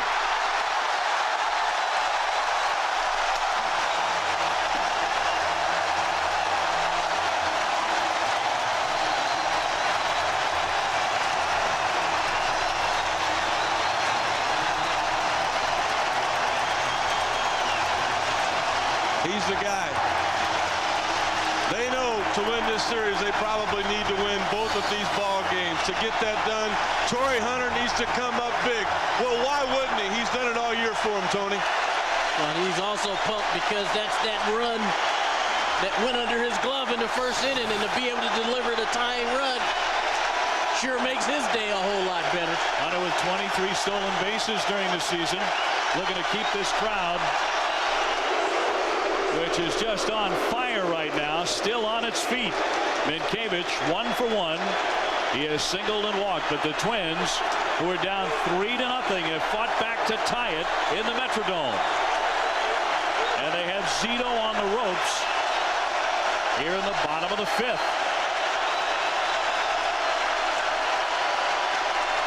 Time asked for by the hitter Minkevich. This place is unbelievable. It is. I mean, that's a good job on Minkevich right there to try to calm himself down. I mean, look at him in the rafters up there.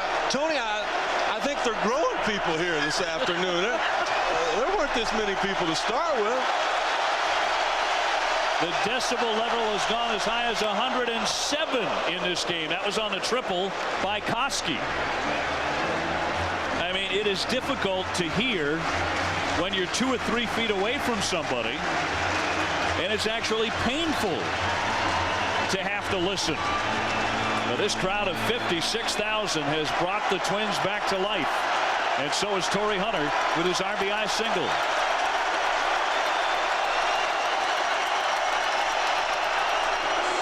I mean, they don't even need seats in this place. I know that everybody's on their feet anyway. And they have been. This is great. Why wouldn't they be? That's a fun team to watch. Well, when they count them all up, it may be the largest crowd ever to see a ball game inside the Metrodome in the playoffs. Hunter holding, and that's a strike to Minkevich. 0-2. You know, in this situation, a lot of time, a guy with speed like Hunter, a manager might say, well, let's take off. You know, if he makes an out, at least Minkevich will, be able to lead off the next inning. I don't think that's a good game plan. I think you got to get it back to where Jock Jones, Koski, and Torrey Hunter can get as many at-bats as they want. Zito from the set. The 2-strike pitch. Fought off by Minkevich. Barry Zito earlier this season, in fact it was on September 8th, he beat the Twins here in the Metrodome 6-0. That was a 3-hitter over 7 innings. But he also suffered the shortest outing of his career against the Twins, and that was in July of 2001. They got him for 6 runs in just 2 innings of work. And today he has given up a 3-0 lead. And another throw over. You can see Zito trying to slow everything down. He's walked a man. He's given up 2 hits, a big triple. The crowd has been electric. Very deliberate here. 8 throws to first in this inning alone by Zito. Popped up. And Chavez with a play. Keeps his eye on it the whole while to make the catch. Corey Koski really got it rocking with his triple. He barely missed a home run. Hunter followed with the RBI single, and this game is tied. Game 3 in the Metrodome.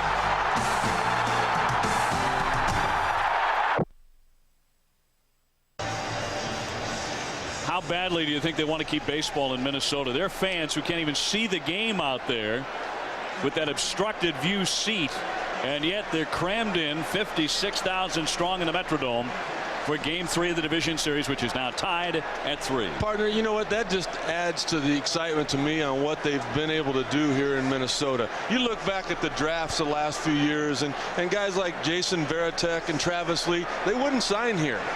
Just a year ago, they didn't draft Mark Pryor #1 because they knew they couldn't sign him. And yet, you know what? It didn't matter. They're getting it done. 55,932 the announced attendance. That is a new franchise record inside the Metrodome.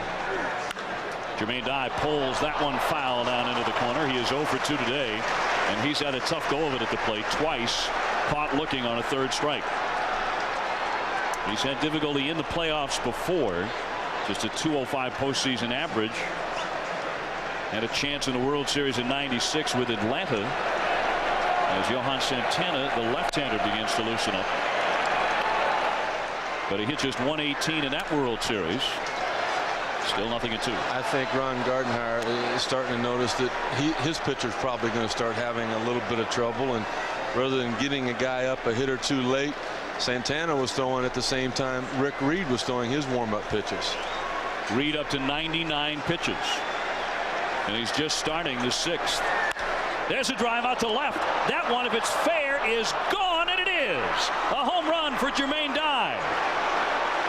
And Reed can't believe it. The A's back out in front, and all 4 of their runs have come on solo homers off of Reed. And Oakland leads it again 4-3. And that's what these two teams are made of. You look at the Minnesota Twins, Tony, they got to scratch and claw for everything they get. I was shocked with the opposite field power of Koski. Yeah. I'm not shocked by anything offensively Oakland does. You see, Ron Reed had run that fastball in. That's the pitch that he used to set up Dye to get him out with the fastball away. And that time, he didn't get it in enough. And Jermaine got to it, drove it out of the ballpark. And that will be the last pitch he throws today. Gardenhire will make the move to Santana with David Justice about to hit next. He'll bring on the lefty to face the lefty slugger. So Reed finished. It is 4-3 Oakland, and we'll be back. The game. The players. The fans. The excitement. Get ready for a new season. Moments ago, that man, Jermaine Dye, ripping a low line drive into the left field stands, and that gives Oakland the lead again, 4-3. Johan Santana, a very impressive young left-hander out of Venezuela, will now take to the hill. During the season, a .299 earned run average. Rick, look at those strikeout totals. Wow, how about the lack of hits as well? So Santana, who made 14 starts, will face David Justice. Now, he probably doesn't like the fact not only is he facing a left-hander, but Rick Reed is not on the hill. He was 0 for 2 against Reed, and he struck out both times. Although Justice, one of those guys who throughout his career has handled lefties pretty well. Rick Reed disappointed in his outing today. He gives up 4 solo home runs. Well, you know, that was kind of what happened to him all year long. Gave up over 30 home runs, and most of those came with nobody on base. That's right, 32 homers, and 22 of them were solos. Tony, I'm really amazed that Dave Justice says it's not the same swing that we saw 10 years ago with him, but it's still a pretty good swing. It is, and you know what, the thing about Dave Justice is he works at it. You know, he's another guy that puts the time and effort into trying to become a better hitter. He takes it low. There wasn't a happier guy in the ballpark today than David Justice. Part of it might be he hits about 400 in the Metrodome for his career, but he was acting like a teenager. He was so excited to be playing today. Well, when you're in the postseason, I don't care how old you are, it's still a thrill. It's still something you look forward to every time you get to go. Even 10 times, as is his case. Rivas with a fine stop, throws out Justice. That's a good point because Justice he's had almost a whole regular season in at-bats in the postseason. I mean, 387 postseason at-bats. Wow. This is his 110th playoff game. So if you get a playoff series, David Justice is going to play in it. That's the way it works. So that's the key, right? For all those teams out there now, if he's available over the winter, get him. You got to get David Justice. He's the good luck charm. Rick Reed's numbers on the day, 5+ innings. He did strike out 8. He had a lot of 3-ball counts and left the game with exactly 100 pitches thrown. Here's Mark Ellis. Ellis has singled and grounded out. Yeah, Don Baylor used to be the lucky charm. He used to go to postseason every year, and I think Dave Justice is taking that crown now. And high fly up around that ceiling. Guzman out. So is Rivas, the second baseman. He calls for it and makes the catch. Torrey Hunter never saw the baseball. Did not. Then when he did, he was ready to turn it on, and Rivas waved him off. Nowhere is there a bigger home field advantage than here. Look at Hunter coming. Like you said, Tony, he goes, all right, I can get there. And then he realized, wait a minute, you know, they know that I was in trouble to begin with. Both the second baseman and shortstop there to help him out. This goes to show it even happens here at home to the home team, too. It's not just something the visiting teams have to deal with. Cannot take your eye off the ball. Here's Terrence Long. He has struck out and homered. And in the minor leagues, Torrey Hunter got used to that. He actually ran right through a fence in a minor league park, keeping his eye on the ball. It's a good practice for the Metrodome. Although you don't want to make a habit of that. We just saw Mark Ellis pop up, and with the exception of Ellis, every member of Oakland's starting unit today had playoff experience before this series began. Only one Minnesota Twin had it, and that was Rick Reed, and he's out of the ballgame. Long with a fly to left, Jones there. And after the home run, they went in order. But Dye connected to put Oakland back in front. And it's Barry Zito, the 23-game winner, back to the hill.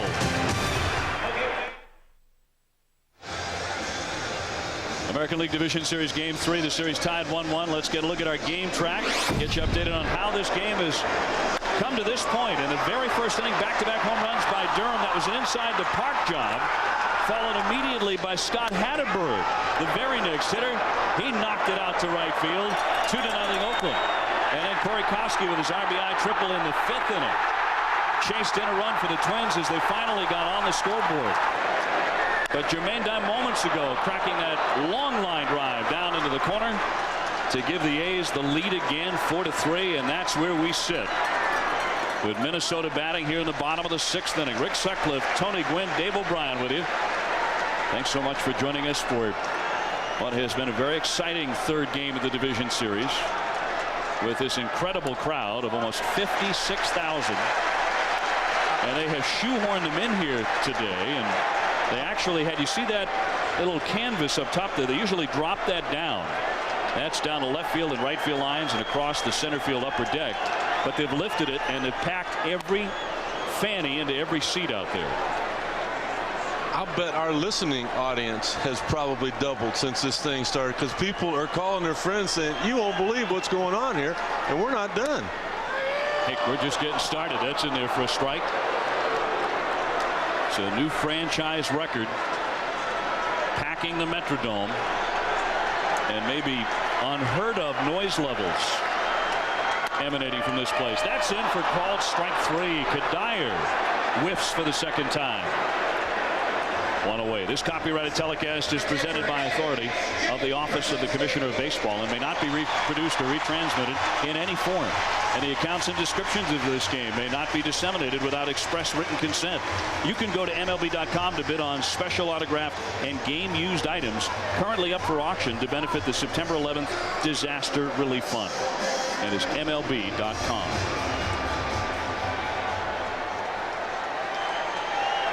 Kadire striking out for the 2nd time.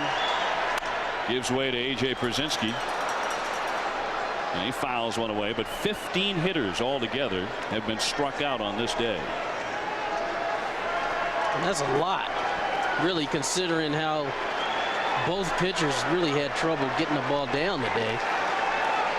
Throwing a lot of pitches up in the zone. And to see that many guys go down swinging is really kind of surprising. Zito has struck out 7. He's in front here 0-2. Just seems like there's a lot of guys that are already thinking about that MVP award. You don't give it to the guy that walked 8 times and had an on-base percentage of 600. But those are the guys that help you win series like this that are this close. Well, eventually it's going to dawn on these guys that the more pitches they see, the better their chances is going to be at the plate. The 2-strike offering. He tried for the corner and missed it. And when the Twins scored their 2 runs to tie this game in the bottom of the 5th, it started out with about a 7-pitch walk by Jock Jones and turned into 2 runs to get them even. Oakland up a run in the 6th, nobody on base.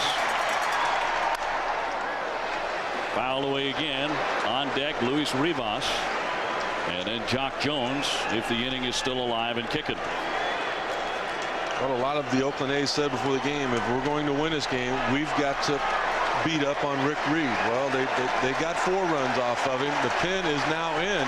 The problem for Minnesota, can you come back and win this thing?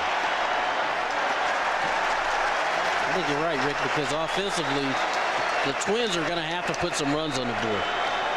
They put runs on the board in the first game, and they ended up winning that game after they made a couple of errors to win it 7-5, but they did basically nothing in game 2. And until the 5th inning, Koski got the big hit, but Torrey Hunter had a hit, so they only had 2 hits in that inning. Just barely making contact, A.J. Brzezinski. And he stays alive. Well, the Twins did not have a hit of any kind until the 4th.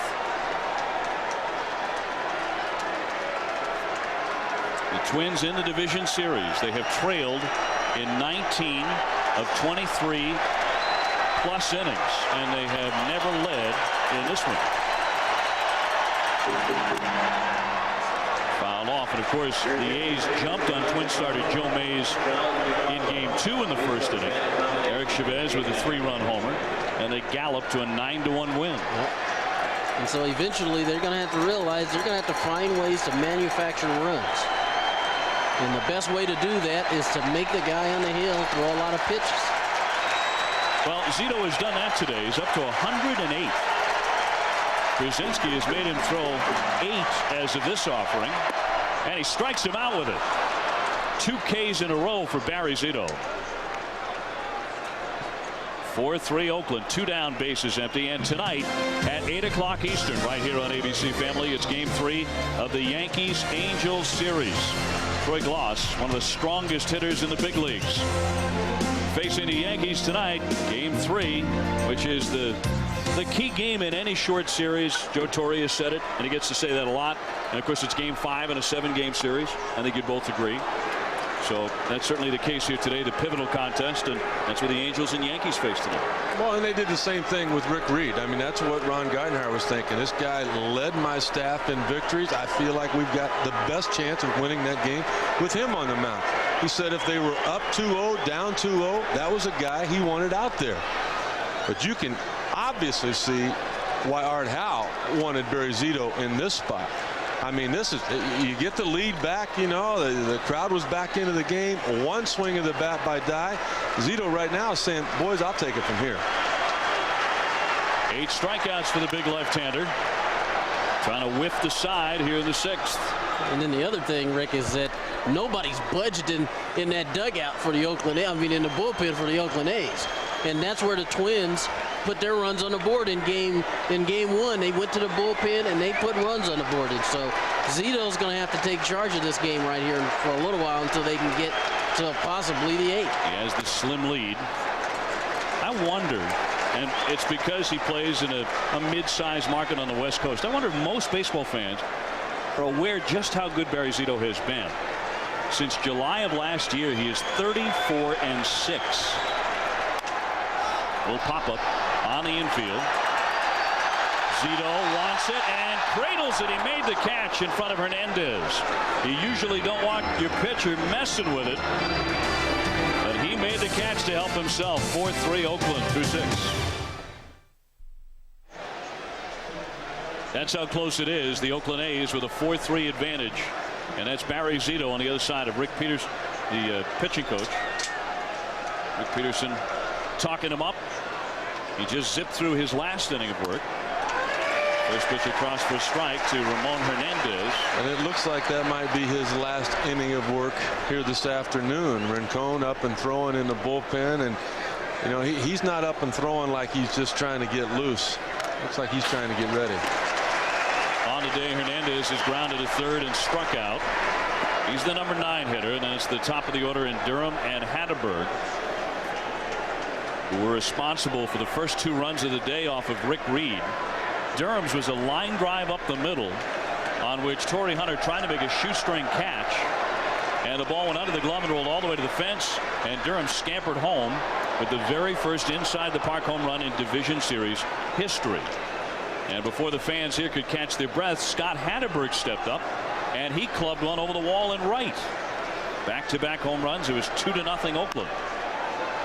A squibber. Rivas will feed Minkiewicz for the out.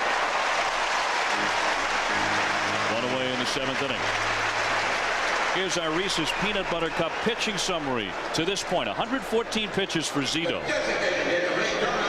I think the whole key is what Tony talked about at the very beginning of the show, and that being patience, the key to this ballgame. Those 4 walks by Barry Zito looks to be what is going to get him out of the ball game. 114 pitches now. You got a 24-year-old Cy Young Award candidate at worst. You can't take a chance on hurting. The patience that they showed in those base on balls, ran that pitch count up, and might have run him out of the game. Here's Ray Durham, 1 for 3 with that solo home run. Durham had 3 doubles in the first 2 games of this series. And this was a pretty good pickup from the Chicago White Sox in a July trade. He was having a good year, too, for the White Sox when they traded him. He was hitting .299. He gives them a nice jolt of speed at the top of the order and power as well. Yeah, it's going to be interesting to see what happens next year, because Durham wants to play second base. He feels he's a second baseman. And Ellis has done such a nice job for them defensively. You know, it's going to be interesting to see if they can find a place to keep him in their lineup. And Ellis is a much cheaper alternative. Exactly. Randy Velarde in the on-deck area. Well, you put a World Series championship ring on his finger. That might help that decision. That's very true. And that's what he's here for. And I think that's what he's enjoying about this. He's finally getting the chance of playing the postseason and playing pretty well. He takes ball 4-0 in the strike zone. That trip to the plate. So Durham is on with 1 down. Well, don't miss the extreme illusions of Chris Angel and an all-new original special, Mind Freak, premiering Sunday, October 20th. That's part of the 13 Nights of Halloween on ABC Family. Rick Anderson heading out to the hill, the pitching coach, to talk with the young left-hander Santana out of Venezuela. Ray Durham having just reached base for the 7th time in this series, so he is really giving the Oakland A's a lift. Velarde is being announced as a pinch hitter. And Jackson, the veteran righty, who's the only Minnesota Twin who has not appeared in the postseason until today, he's getting loose. Well, I can tell by all the time that Rick Anderson took on the mound, the slow walk out, the conversation until the home plate umpire came out and broke it up, is because of the fact that Mike Jackson is a veteran. It's going to take a little bit longer to get him loose than it used to, and they want to have him ready for Miguel Tejada, who's on the on-deck circuit. In your starting days, could you tell by the pitching coach's walk whether you were coming out or not? I mean, usually it's the manager coming out to lift you anyway. They didn't want the pitching coach coming out. They didn't come out very often. No.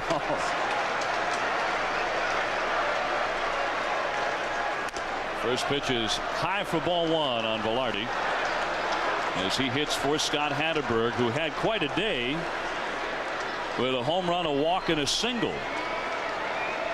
Kind of tough to get yanked out of the game when we're 2 for 2. Playing both good offense and defense. But he is lifted for the pinch hitter.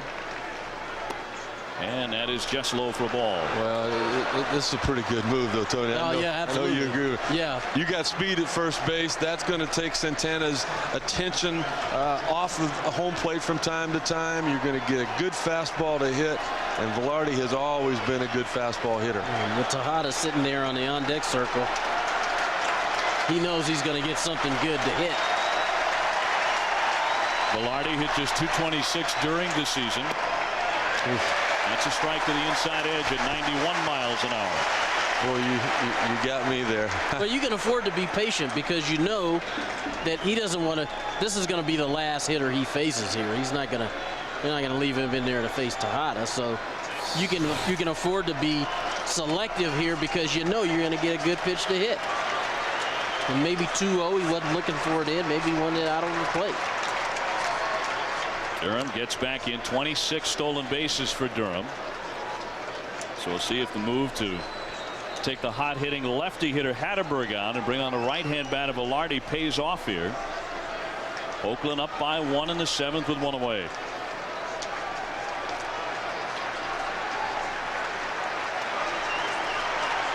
Tejada would hit next.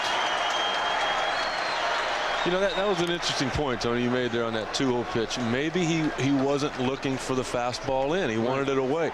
You know, you can with the count 2-0 because you've got a couple of strikes left. But, you know, I was thinking, like, boy, if it's a fastball in the strike zone, I'm going to swing at it. Well, you can even be more selective than that. Absolutely, yeah, you can. And it comes with experience because Velarde knows Tejada's on the on-deck circle, and he knows this is going to be his last hitter. So you can afford to be a little bit more selective. Now, if you want to look in, you can look in. Slicer foul by Velarde. By the way, the Twins still have not turned to double play in this series. The count 2-2 on Velarde. That was a great move by Santana there. He had been going with the high leg kick, and all of a sudden on that last pitch, he just goes with a slide step. I mean, he just got the ball to home plate as quick as he could, you know, possibly because of Durham maybe wanting to run, but he got Velarde well behind on that swing. Absolutely. So now you got 2-2. You're just trying to put the ball in play here. He stays in there. And Tejada remains in the on-deck circle. You also saw the left-hander J.C. Romero warming up alongside Mike Jackson moments ago. And that's because of what Art Howe has done with his lineup. Exactly, you know, he didn't throw all those left-handers together saying, you know what, I'm going to just try to get Rick Reed. He set it up for this part of the ball game in case they got into the bullpen, things were close. You put a lot of pressure on the opposing manager. Because after Tejada, you got Chavez, the left-hand hitter. That's why Romero's warming up. But it is tough to manage against the Oakland A's. They can all hurt you. I mean, that's how you win 20 straight. That's ridiculous. That is. It's still sick, isn't it? It is. We talked about that before. There's just no way somebody's supposed to win 20 big league games in a row. I can see 18 or 19, but 20? That's unbelievable. I mean, and then the way they won the last couple of them, too. I mean, you know, Tejada hit the home run. Hatterberg hit the home run. Remarkable. We used to celebrate just winning 4. I mean, you sweep the series. Oh. The 20s from another planet. Durham not running. Shot out to left. Velarde got a lot of it. It's sailing and it's up against the fence, and it caroms up high. Here comes Durham rounding third. The throw coming home. Not in time. And Brzezinski double clutched and had no throw to make to third. Velarde in there. 5-3 Oakland. And the A's putting pressure on Minnesota and on the Twins bullpen here in the 7th inning. Velarde knocked it to the base of the fence and a run in. You know, he's got that experience, Tony, that being Velarde. He had to work the count to get it to where he wanted. Then he had to just put it in play. Right. And then he got the pitch finally that he liked, and he was able to do something with that. So Velarde with an RBI double coming off the bench. Jackson coming in. Will return to Minnesota in a moment.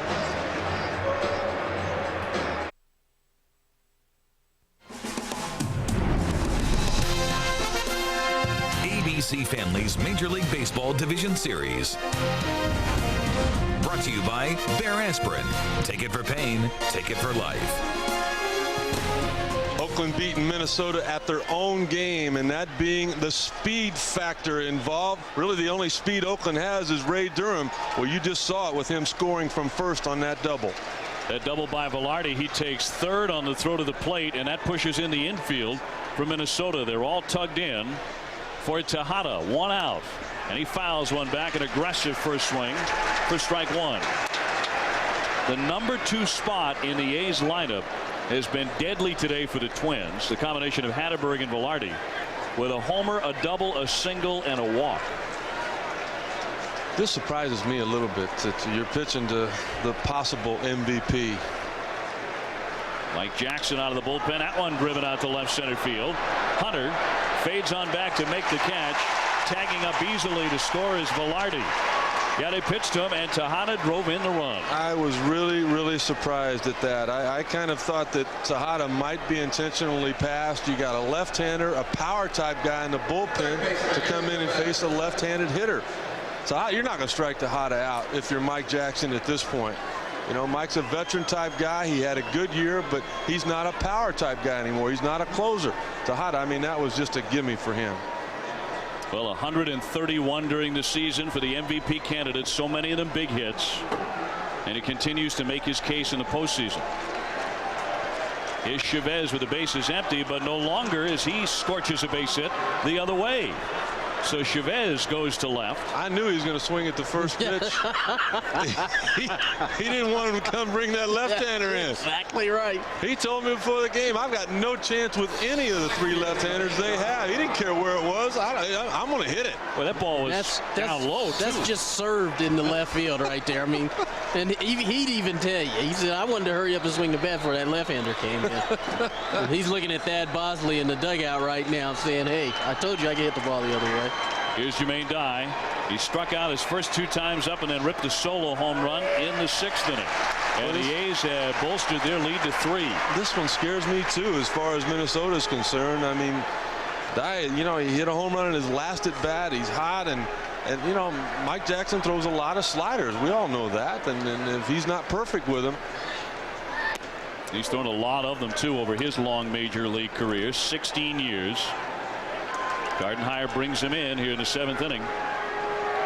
Mike Jackson, 37 years old, so that makes him truly the old man on the hill for Minnesota. They are the youngest team in the playoffs as far as average age. Popped up by Dye. Mankiewicz looking for it in foul ground, and that's it. But a big inning for the Oakland A's as they strike for 2 more. The fans will stretch in Minnesota, and the Twins will try and catch the A's. Oakland in the top of the 7th, scoring twice more to take a 6-3 lead. And now they turn to the bullpen and the little left-hander out of Mexico, Ricardo Rincon. They worked him a lot during the regular season. And it's not just the big 3 of Zito, Hudson, and Mulder. It's a tough bullpen, Tony Gwynn. Oakland's bullpen had done a nice job, really, for the A's all year long. And then really until the other day when the Twins put some runs off the board off the guys in the bullpen, that's really one of the few times that they hadn't been able to do the job.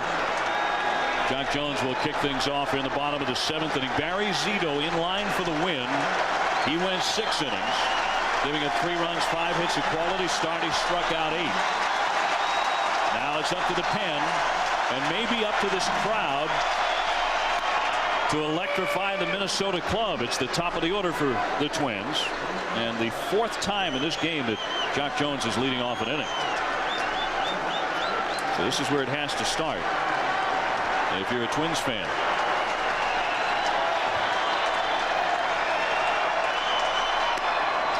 Wide for a ball.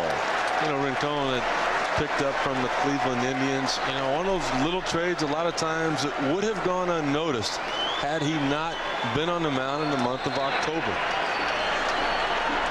He got out of Cleveland about the same time Chuck Finley did. Yeah. He appeared in a career-high 71 games between Oakland and Cleveland. Big swing and a miss by Jones. He's not a big guy, 5'9", 190 pounds, but he's done the job for the A's. A fastball slider change. Likes to work both halves. Likes to get that, establish his fastball and then get you out on the slider away. Jock Jones looking for his first hit in the Metrodome here in this postseason. 2-2. That's some pretty good patience there. That's a good hard breaking ball. Well, what strides Jock Jones has made this year. He has. I think he's starting to become that player that even he thought he could become. He beat up Oakland this year. Hit .357 against them, and there's a base hit. Jones is aboard, and a start for Minnesota in the 7th. That's just excellent hitting right there by Jock Jones.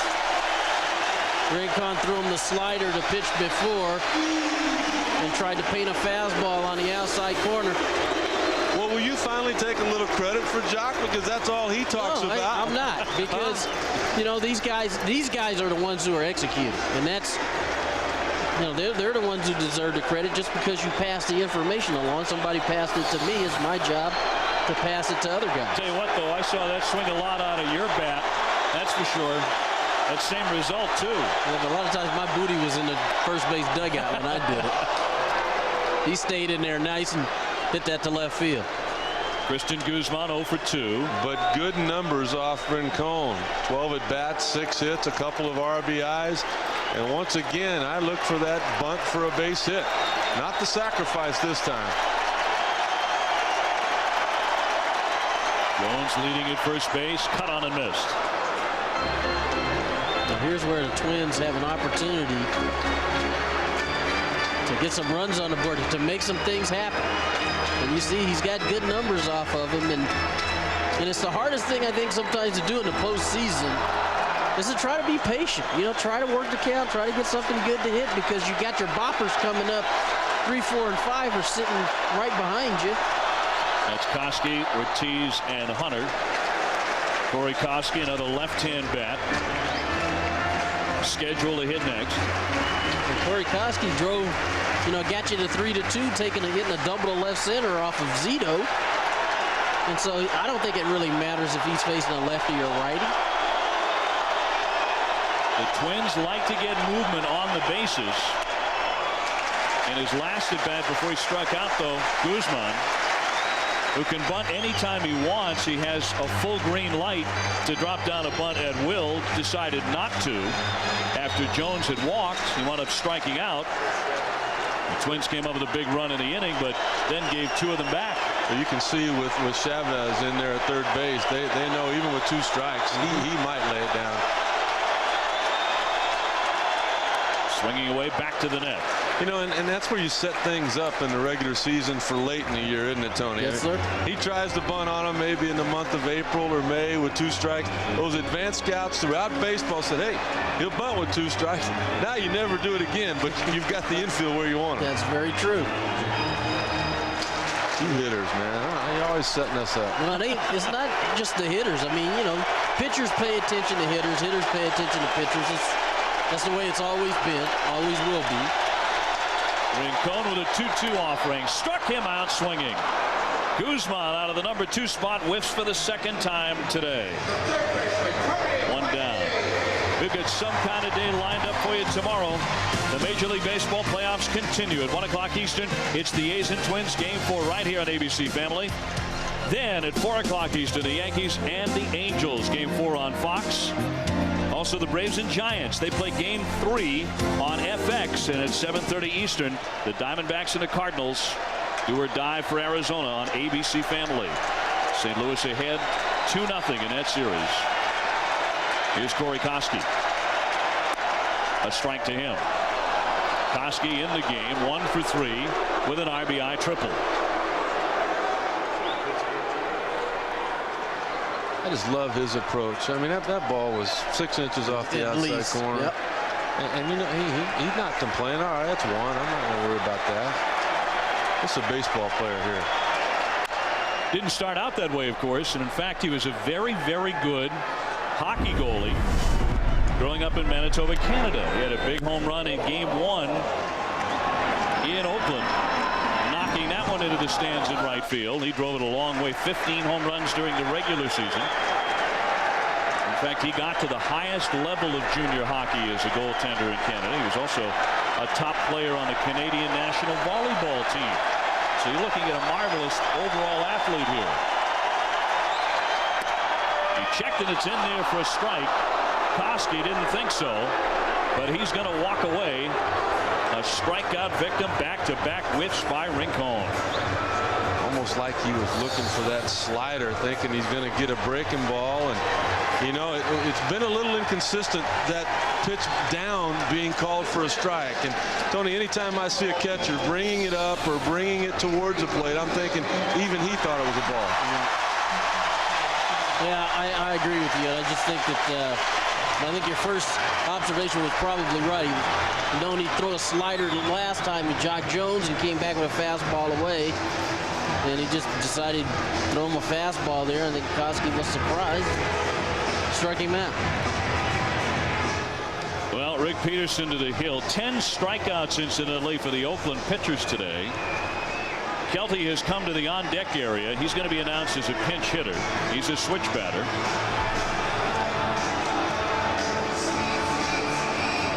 You know, you've got the right-hander ready and going in the bullpen, but Rincon is throwing outstanding. The base hit by Jock Jones to start this inning was a terrific pitched at bat. I mean, you just tip your hat because he beat you on that. But nobody has beaten him since, and I think that's the reason Art Howe is going to stay right here. So Gardenhire makes the move to bring up a switch hitter, a pinch batter. Kelty hitting in the cleanup spot and will bat for Ortiz. Here's another USC guy. One on base, one at home plate. Hit .348 as a pinch hitter this year for the Twins. 0 for 2 in the series. And Rincon's first pitch inside, too far for ball 1. If you're Rincon, you don't want to make a mistake and leave something out over the plate to this guy, because he can drive a ball out of the ballpark. And so what you want to do is try to make some more quality pitches like you made to Koski, like you made to Guzman. Well, he is proud of that fastball. He sure is. He hit .264 off of lefties in the season with 4 home runs. He hit about 40 points better on the other side of the plate. 1-1.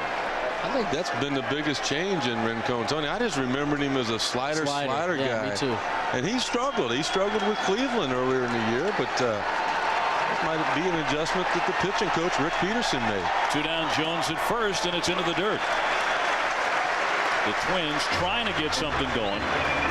They have scored in only 2 innings in the game, in the 4th and in the 5th when they tied it at 3 on Torrey Hunter's RBI single. Jones started the inning with a base hit. The last 2 Twins have struck out. 6-3 Oakland.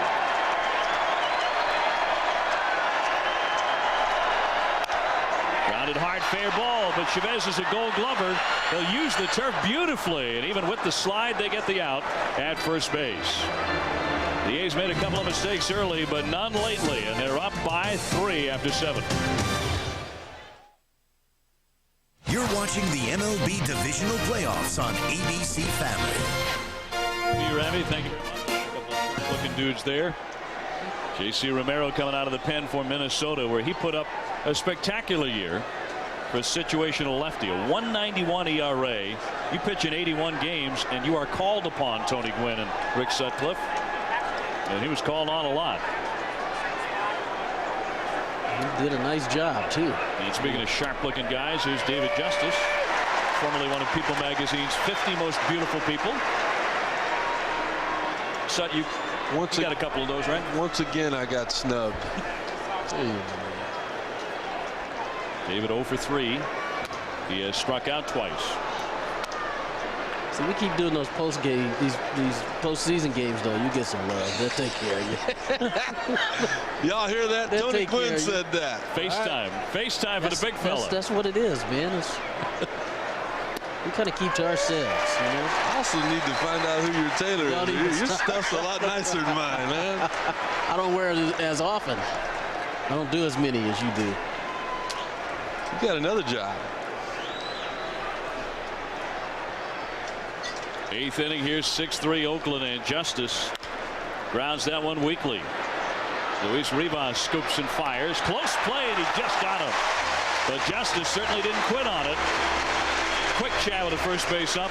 Mike Winters, one down, here the 8th. Boy, Tony, it's such a great advantage up here watching the range that this team has defensively out there. You seen anything like that in baseball this year? You know what? Not since the Cardinals a long time ago when Whitey Herzog was a manager, where they played with Ozzie Smith and Tommy Herr, Terry Pendleton. There's guys that they were super quick. They covered a lot of ground and they made the plays. Hey, in this current edition of the St. Louis Cardinals, talk about infields with some range. Now the loss of Scott Rowland, of course, he may not be available again until the World Series. We found out today, but David Justice found out that Rivas can go and get it. Yeah, and his teammates though are patting him on the back because he almost beat that play out. Yep. Mark Ellis 1 for 3 with a single. He jumps away from that pitch. Ellis acquired as part of a 7-player deal that brought Johnny Damon from Kansas City to the Oakland A's. That was before last season. Of course, Damon has gone on to become an all-star with the Red Sox. And Ellis is entrenching himself as the everyday second baseman for Oakland. Just kind of laugh, with Justice laughing with them. Somebody said, Dave, the last time you played here, that would have been a base hit, huh? What do they say to you, Tony? Something like that, something to the effect of that. They congratulate you for getting down the line, but also reminding you that 5 years earlier, you might have beat that. When you're 36, they congratulate you just for getting up the line. You know what? In one piece. And all Dave has to do is say, hey, I got almost 400 postseason at bats. You betcha. When you get to my territory, then you can pop off. Check those stats. Ellis takes a strike. He thought he had ball 4. That's what he was gunning for. Now full count. Well, he might have made Jim Joyce a little bit upset there too. That pitch looked to be a pretty good strike. There's no reason to to take that. You can take that pitch, but don't take off walking like you think it's ball 4. Umpires don't like that. Romero comes in. Routine ground ball to Guzman, who hoovers it up. 2 up, 2 down. He likes to show off that arm, doesn't he? Why wouldn't he? He's got a little Rafael Furcal in him. I mean, he's throwing it hard to first base as their pitchers are throwing it to home. He's throwing it harder than Rick Reed was. That's what I want to do. I want to get a gun on an arm like Guzman's and Furcal's just to see how hard they're throwing it from short to first base, especially the first touch of the ball game. I'll bet it's in the mid-90s. Here's Terrence Long. 1 for 3 with a home run. He crushed the ball toward the upper deck in the 4th inning. And just hit the daylights out of it. He takes that first pitch.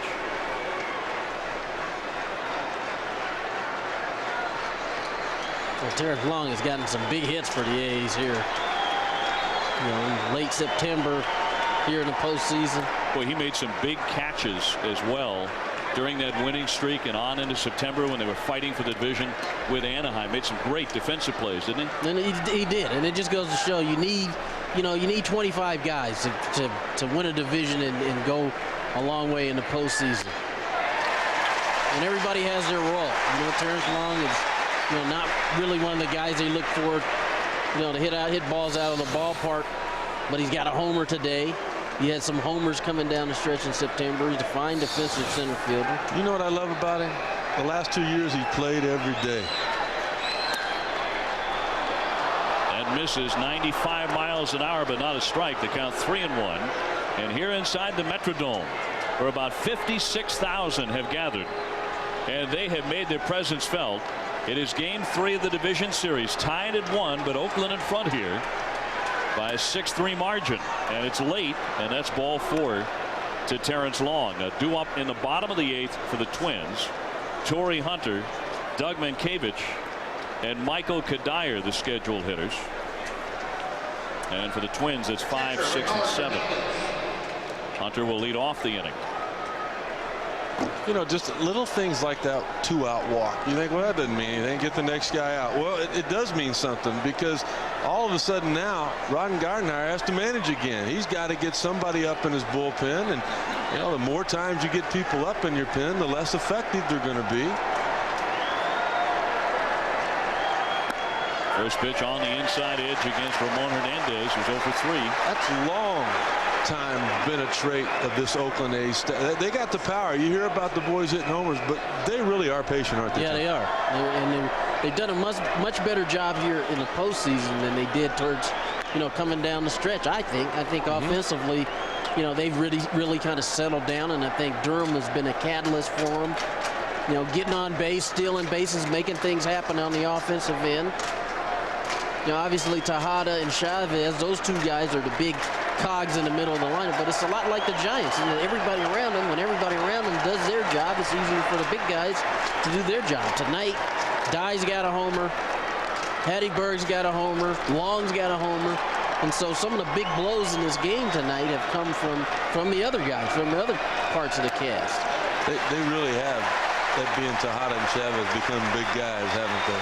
I mean, Tejada's 26 and Chavez is 24. Wow. Oh, to be that talented and that young again. I mean, these guys, they can be good for a long time. And he's the last piece of the puzzle, Tejada. The rest of them are all locked up and going to be around for a while. And Tejada is a free agent after next season. Exactly. They're going to have to grease his palm somehow, some way. You betcha. Swing and a miss. Hernandez eaten up in that at batter. Was it foul tipped at the plate? Might have been foul tipped into the dirt. I believe it was, and he's still batting. That hit the ground. The home plate umpire, Jim Joyce, is going to get some help from Mike Winters, the first base umpire. But Joyce signaled he foul tipped it into the ground. And it is a foul ball, and so the inning will continue. You know what, Tony? From here, I couldn't tell. But I gained even more respect for Jim Joyce there by getting it right. This has not happened a lot in the past. I don't remember it hardly ever happening in our day. But that is a good call. The ball bounced. He couldn't tell from where he was at. You know what? That's huge right there. Set your ego aside and get it right. And that's what he did. And he did. And Ramon Hernandez, he was standing at the plate. He knew the ball bounced. He was waiting for somebody to get it right.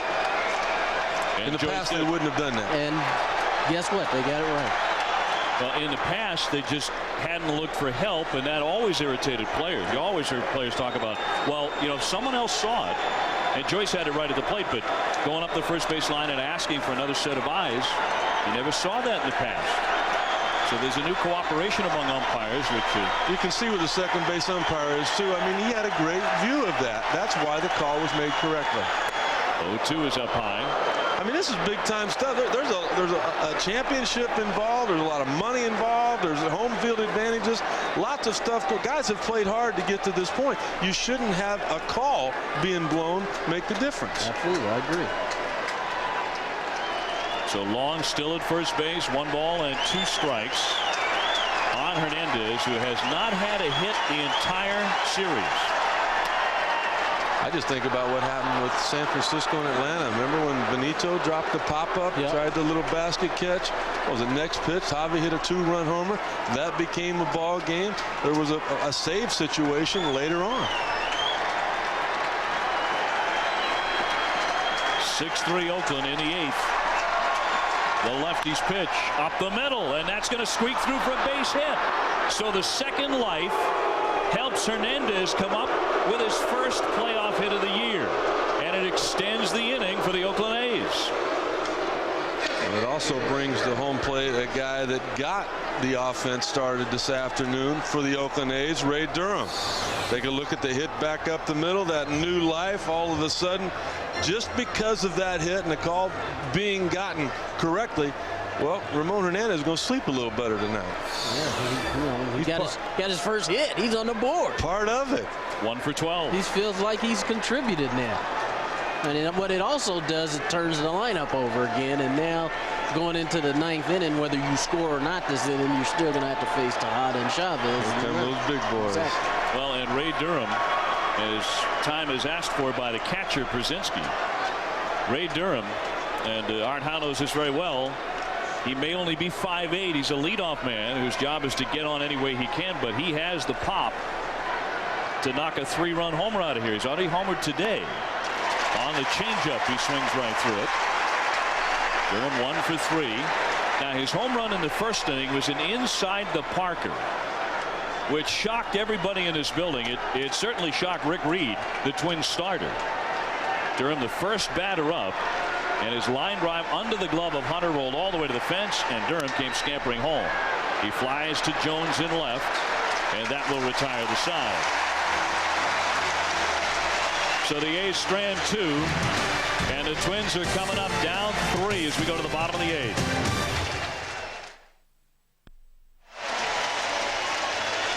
Back inside the Metrodome, here's your score. The Oakland A's 6, the Minnesota Twins 3, as Oakland tries to take a 2-1 lead in this best-of-5 division series. And tonight at 8 o'clock Eastern here on ABC Family, it's Game 3 of the Yankees and the Anaheim Angels series. That's on the West Coast in Southern California. Derek Jeter and the Yankees invading the Angels' home turf. That series tied at 1-1 after 2 terrific games in the Bronx. The fans starting to get noisy again. This is a terrific crowd, isn't it? Torrey Hunter leads off the last half of the 8th. He's had a fine day, 2 for 3 with a double and a single. He's reached base all 3 times, but his team is trailing, and he has been their MVP candidate all year. A lot of the people here at the Metrodome are still on their feet, trying to wheel the Twins back into this game. And some of them have never sat down. A ball outside. It's 1-1. Hunter with 29 home runs, 94 RBIs. Kind of faded into the backdrop in the MVP race because of all the talk about A-Rod and Soriano and Miguel Tejada. But Torrey had a terrific year. He made more highlight plays in center than anybody. He flies that one toward long. He calls everybody off, and he really made sure with that kind of body language. Art House said, you know, sometimes you might think when a guy does that, he's saying he's in trouble. In this place, you got to let everyone know for sure who might be surrounding you. I think the good thing about that last fly out is Long made the call, but Justice and Dye were right there, just in case if he lost it, if the ball bounced away from him or whatever. And that's the kind of communication you got to have when you're playing in a place like the Metrodome. You got to be backing up each other. You have to be talking to each other. You know, I can remember like outfitters putting their hands up in the air, like saying, "Where's it at?" You know, and then you got the other one where I got it. I mean, they're a lot alike. It can be confusing. Minkiewicz takes one in tight. He's gone 1 for 2 with a walk. What a job Rincon has done. I mean, just coming in, boring that fastball in. Tony, it looks to me like the Twins have an old scouting report on Rincon that, you know, he's that slider guy. He's made an adjustment. He's made it tough on him. Look at this. Look at that slider. Right through there for a called strike. Minkiewicz, a Gold Glove winner. One of the premier first basemen in baseball. You know, there's another example of that St. Louis team, Tony, you're talking. Keith Hernandez down there. This guy's in that category. Rake, but foul. And into the bullpen of the Oakland A's, where Bradford and Messier are loosening up. He sent some people scattering. I would imagine Billy Koch is starting to get that blood flowing as well down there. Boy, what a year he has had. The A's closer not warming up just yet. It is 6-3 Oakland in the 8th. One down. Minkiewicz facing a 1-2 pitch. Goes the other way. Chavez, another Gold Glover, fires to get him. 2 down. That's a difficult play there by Chavez. He made that look easy. Well, he's made that throw a lot, that one from shortstop. That's where it all started for him. How about the left side of that diamond for the Oakland A's for the next several years, assuming Tejada is locked up before he becomes a free agent. Miguel Tejada, 34 homers. Eric Chavez, 34 homers. Both of them driving in over 100 runs again.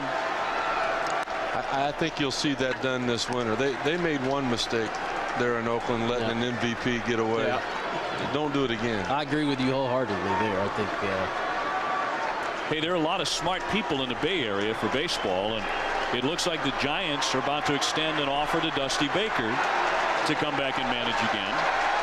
There had been some thought they might want to wait until the playoffs had concluded to see how far Dusty would take the Giants this year. But the reports out of San Francisco are they're close to making Dusty Baker an offer. Well, they've averaged 90 wins since he took over that club. What more you want? They're in the hunt every year, regardless if they make a move or not. They're fighting for a playoff spot. Kadire 0 for 3 with 2 strikeouts. He's also flying to center. But you know how some of these clubs are. You know, they have their own philosophies on how things should be done. And, you know, wait till Dusty becomes a free agent, and then we'll decide what we want to do. Wait till Tejada. Who else could have gotten the production he got out of Kenton Bonds? 2 guys that don't even like each other. Swinging a line drive sucked into left by Kadire. It's a 2-out single. Well, Kenton Bonds are you know, they're professional hitters, but you know, Reggie Sanders and JT Snow and David Bell, Rich Aurelia. I mean, you know, he's kept that club together, and you know, they find themselves 1-1 in the playoff series. Well, Minnesota finds itself in a 1-1 series with the Oakland A's and down 3, but they're trying to rally here. With 2 down, the hitter is A.J. Pierzynski. The catcher has walked, singled in a run, and he has struck out. He has 5 hits in the first 3 games. And every time you look up, that tying runs in the on-deck circles. The Twins need to string together several hits. That one hit toward the alley, but there's Ellis to throw him out. So no runs here in the 8th from Minnesota. It is on to the 9th. Minnesota has stranded 8 men, and they're down 3.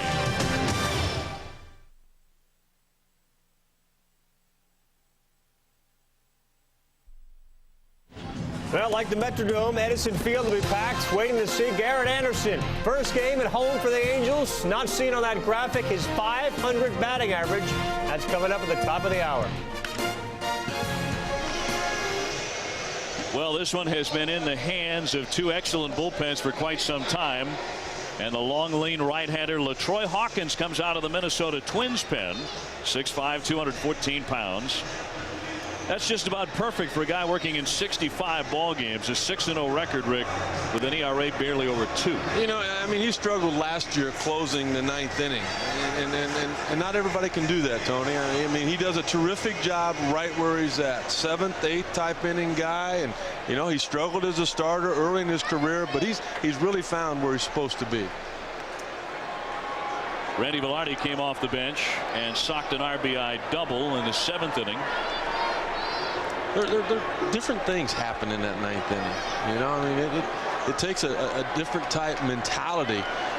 You know, there's no doubt in my mind he's got the stuff to close, but you know, he to me was one of those guys when a save would get away from him, well, 2 or 3 would follow that. You know, he wasn't able to turn the page like some can.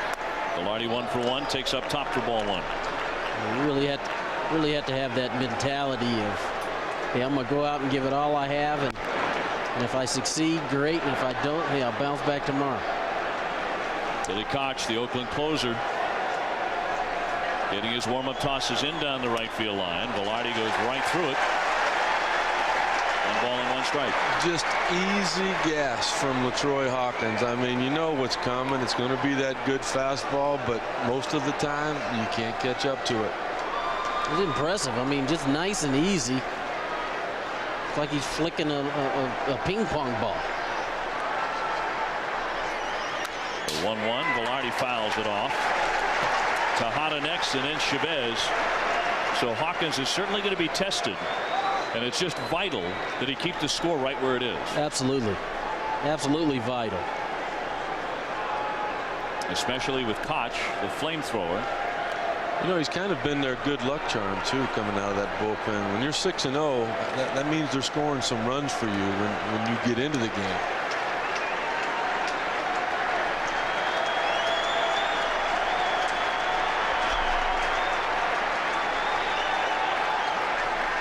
Struck him out swinging. He gassed him. Velarde fans. And tomorrow it'll be Milton, Eric Milton, who's had trouble with a knee, and there was some question about whether he would pitch in Game 4. He'll be up against Tim Hudson for that game. To me, Tony, the big question, though, is can the Minnesota Twins beat a left-handed starting pitcher?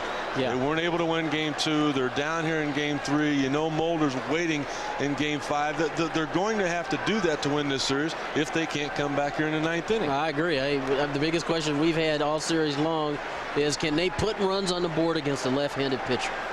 And they had to scrap for the 3 runs that they got today.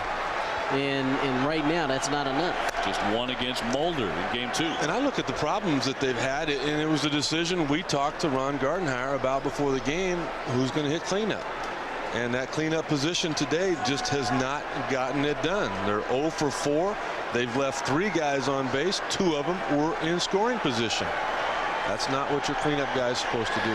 Tejada hitless, although he did drive in a run with a sacrifice in the 7th inning. And so Miguel Tejada batting here with the bases empty in the 9th inning. The A's with a 6-3 lead. 2 big runs in the 7th inning. There's an inning that started with a Ray Durham walk with 1 down. Velarde came off the bench with a big double, and Tejada would drive him in moments later. Tejada got a piece of it, but foul tipped it into the mitt of Pierzynski, and so it's 1-2. The A's have really spread around that offense. 9 hits by 8 different guys. That is the jersey of Almeida Sainz, who is injured and not able to participate in the playoffs anymore, but he is there in spirit, and certainly his jersey is present.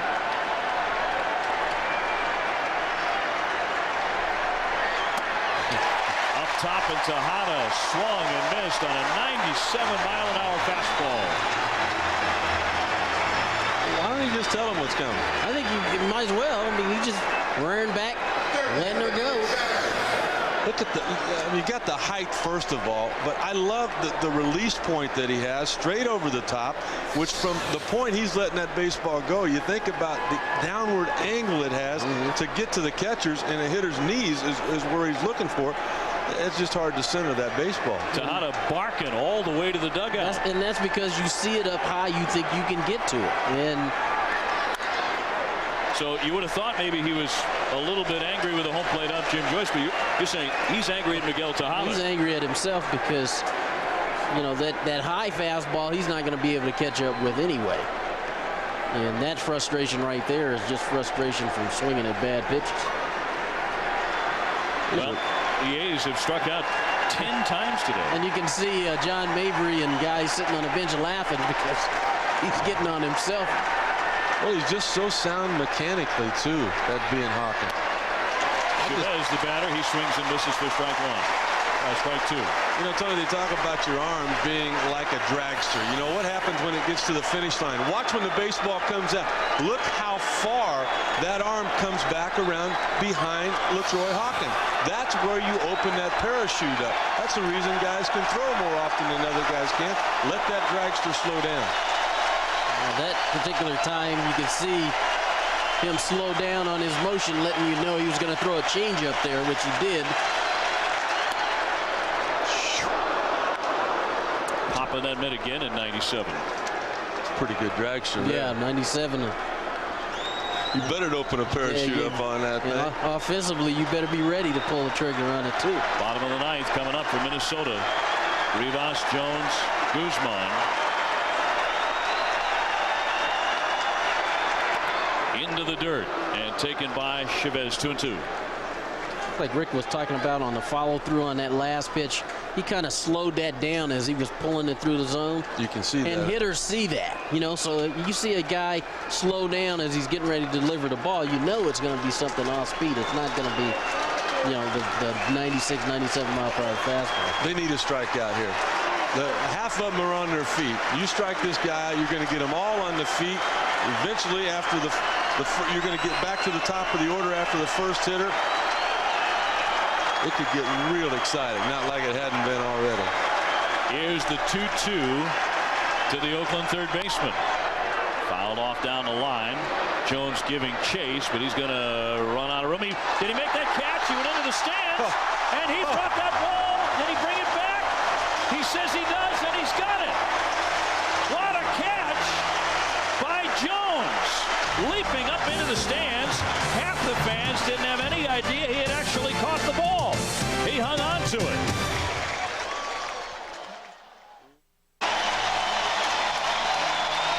Well, they are roaring in Minnesota. They're down 3. But after the catch by Jock Jones moments ago, a stunning play, racing to the corner and jumping into the stands, they have not sat down since. I actually thought they needed a strikeout to get this crowd going. That might have even been better. And Tony, we were talking between innings. It's even more remarkable for a guy to make that play that plays in this park because he knows how much that wall's going to hurt. Exactly, and I think he also realizes the importance of this game too, and he's got to do whatever he's got to do to help his team have an opportunity to go to the next phase of this. So his team is down 3, makes a great play. Let's see what they can do on the offensive end. Well, he's going to bat second after Denny Hawking, who will pinch hit for Rivas. He is 1 for 1 in the division series. And facing Koch, who delivers high for ball 1. So the A's bring on their hard-throwing closer. 44 saves and 11 wins during the season. Look at those 46 walks, though. You need some help. You need a couple of guys on. Maybe you can get it via the free pass. So it may pay to be very patient. That's ball 2. I'm Billy Koch right now. I just play catch. That's all you want to do is just throw strikes. If you're on the Minnesota side, you're going to make him throw you strikes. There's no reason to jump up there and try to make something happen. 2-1. I don't think the Twins have seen those homer hankies today. Oakland has sure picked them up. Well, those were popular in 1987 when the Twins went to the World Series. They waved them all the time. That's high again. It's 3-1. You got to take one here, don't you? Oh, yeah.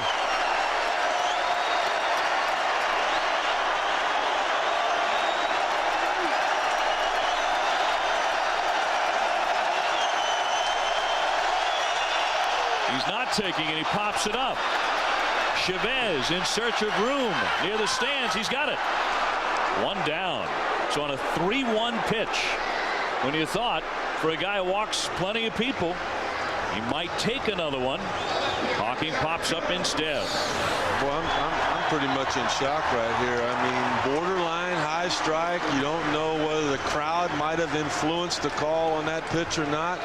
You know one thing, he would have had to have made another one if he hit it out of the park. It really doesn't matter. That's surprising that the taker's not on there.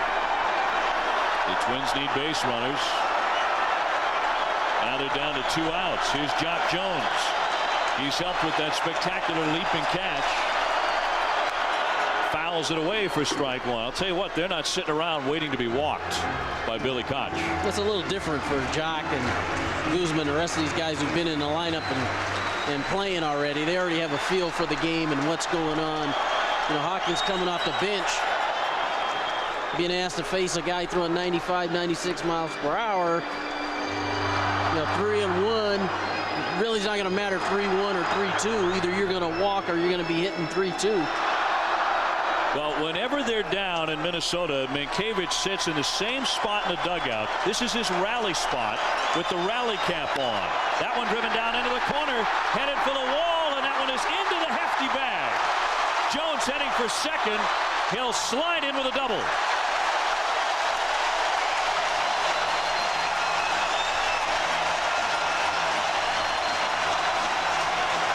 So a chance for the Twins. Jones made the great play and now helps with the bat. Tony, you might get voted a full share by these Twins when it's all said and done. What a player he has turned out to be. An all-star type guy. The power numbers are there. The average is there. And Doug Mankiewicz is still there. In that same spot, he ain't gonna move. Christian Guzman, the hitter. He is 0 for 3, having struck out twice. Now he bats left-handed. Foul, strike one. It's been a tough day for Christian. Yeah, it has. He just really not seemed to have controlled his emotion. He's swinging a lot of bad first pitches, struck out a few times. And that's it. When you get to the postseason, it's really about controlling your emotions.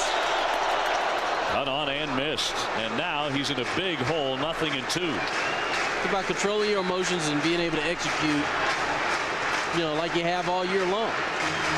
Just because there's more pressure, there's more importance attached to each game, that doesn't change the way you go about doing what you do. The Twins don't lose in the Metrodome, but they're down in the bottom of the ninth, 6-3 to Koch and the A's. Foul off his own foot. On deck, Corey Koski. That's a terrific record here for the Twins, but that was a different set of players. And a lot of the fans here today are the kids of the people that came out and supported those teams that won here. Yeah, that was the Kirby Puckett, Kent Herbeck days. Yep. Gary Gaetti. Jack Morris. 0-2 on Guzman. He serves it the other way. Tejada into the hole. A long throw and got him. Close play, and holding it second was Jock Jones, and now there are 2 out. That's a great play by Tejada, realizing that Guzman can get down the line. I mean, he wasted no time. He got that ball and got rid of it with something on it. We got to plant that back foot and get rid of it. How about the range that he has shown? We see him now go to his right. Earlier, we saw him go to his left, falling down with a perfect strike.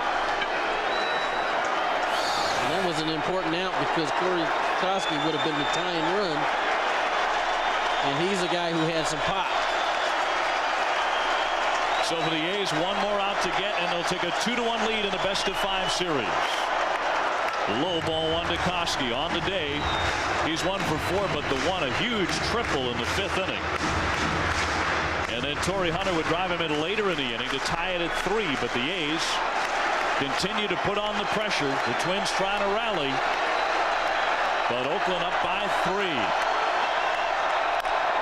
Fouled away.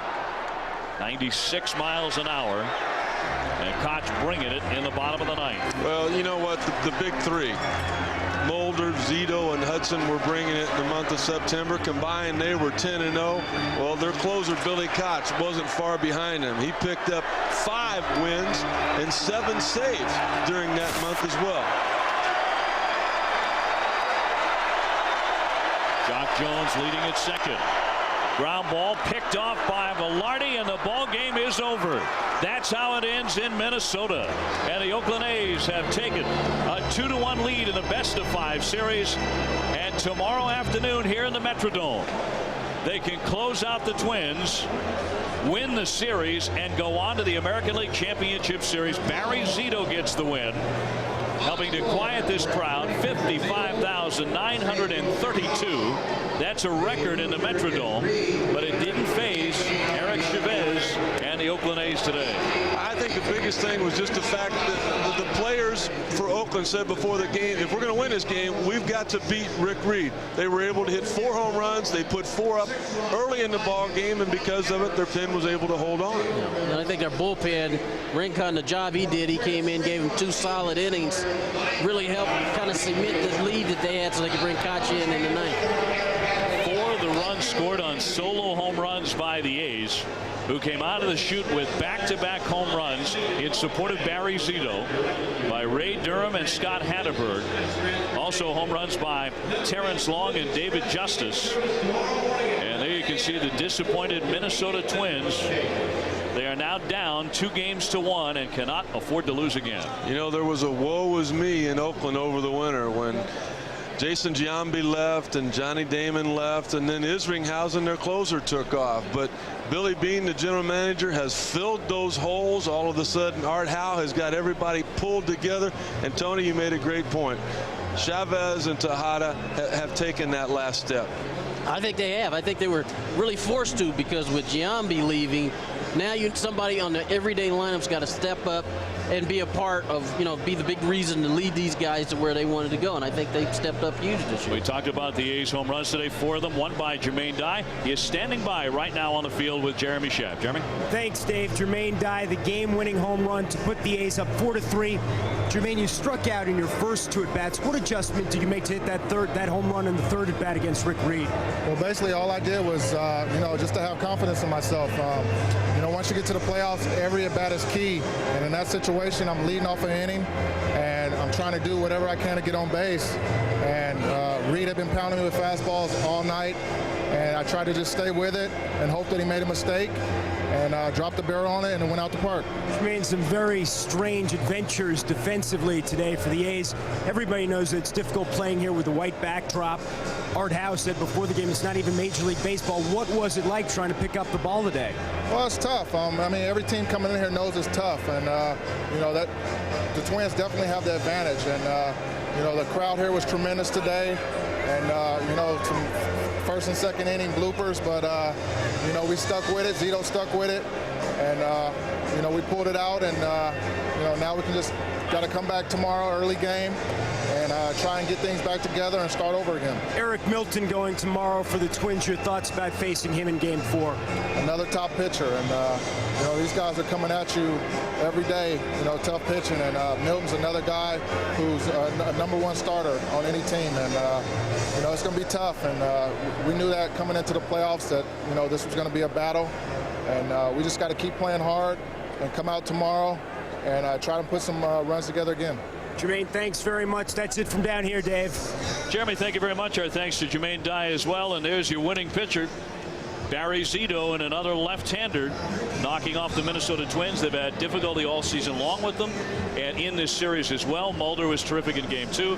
Zito here in this one. Hey, for Jermaine Dye, a guy who was knocked out of the playoffs last year against the Yankees because of that broken shin, fouling that pitch off, this had to be a sweet day with a big home run. I think so, because as he described it, the first 2 times up, they ran the fastball in on his inside, on his outside leg. They kept running in on him, and he made the adjustment. He got a ball out over the plate, and he took it out of the ballpark to give him a 4-3 lead.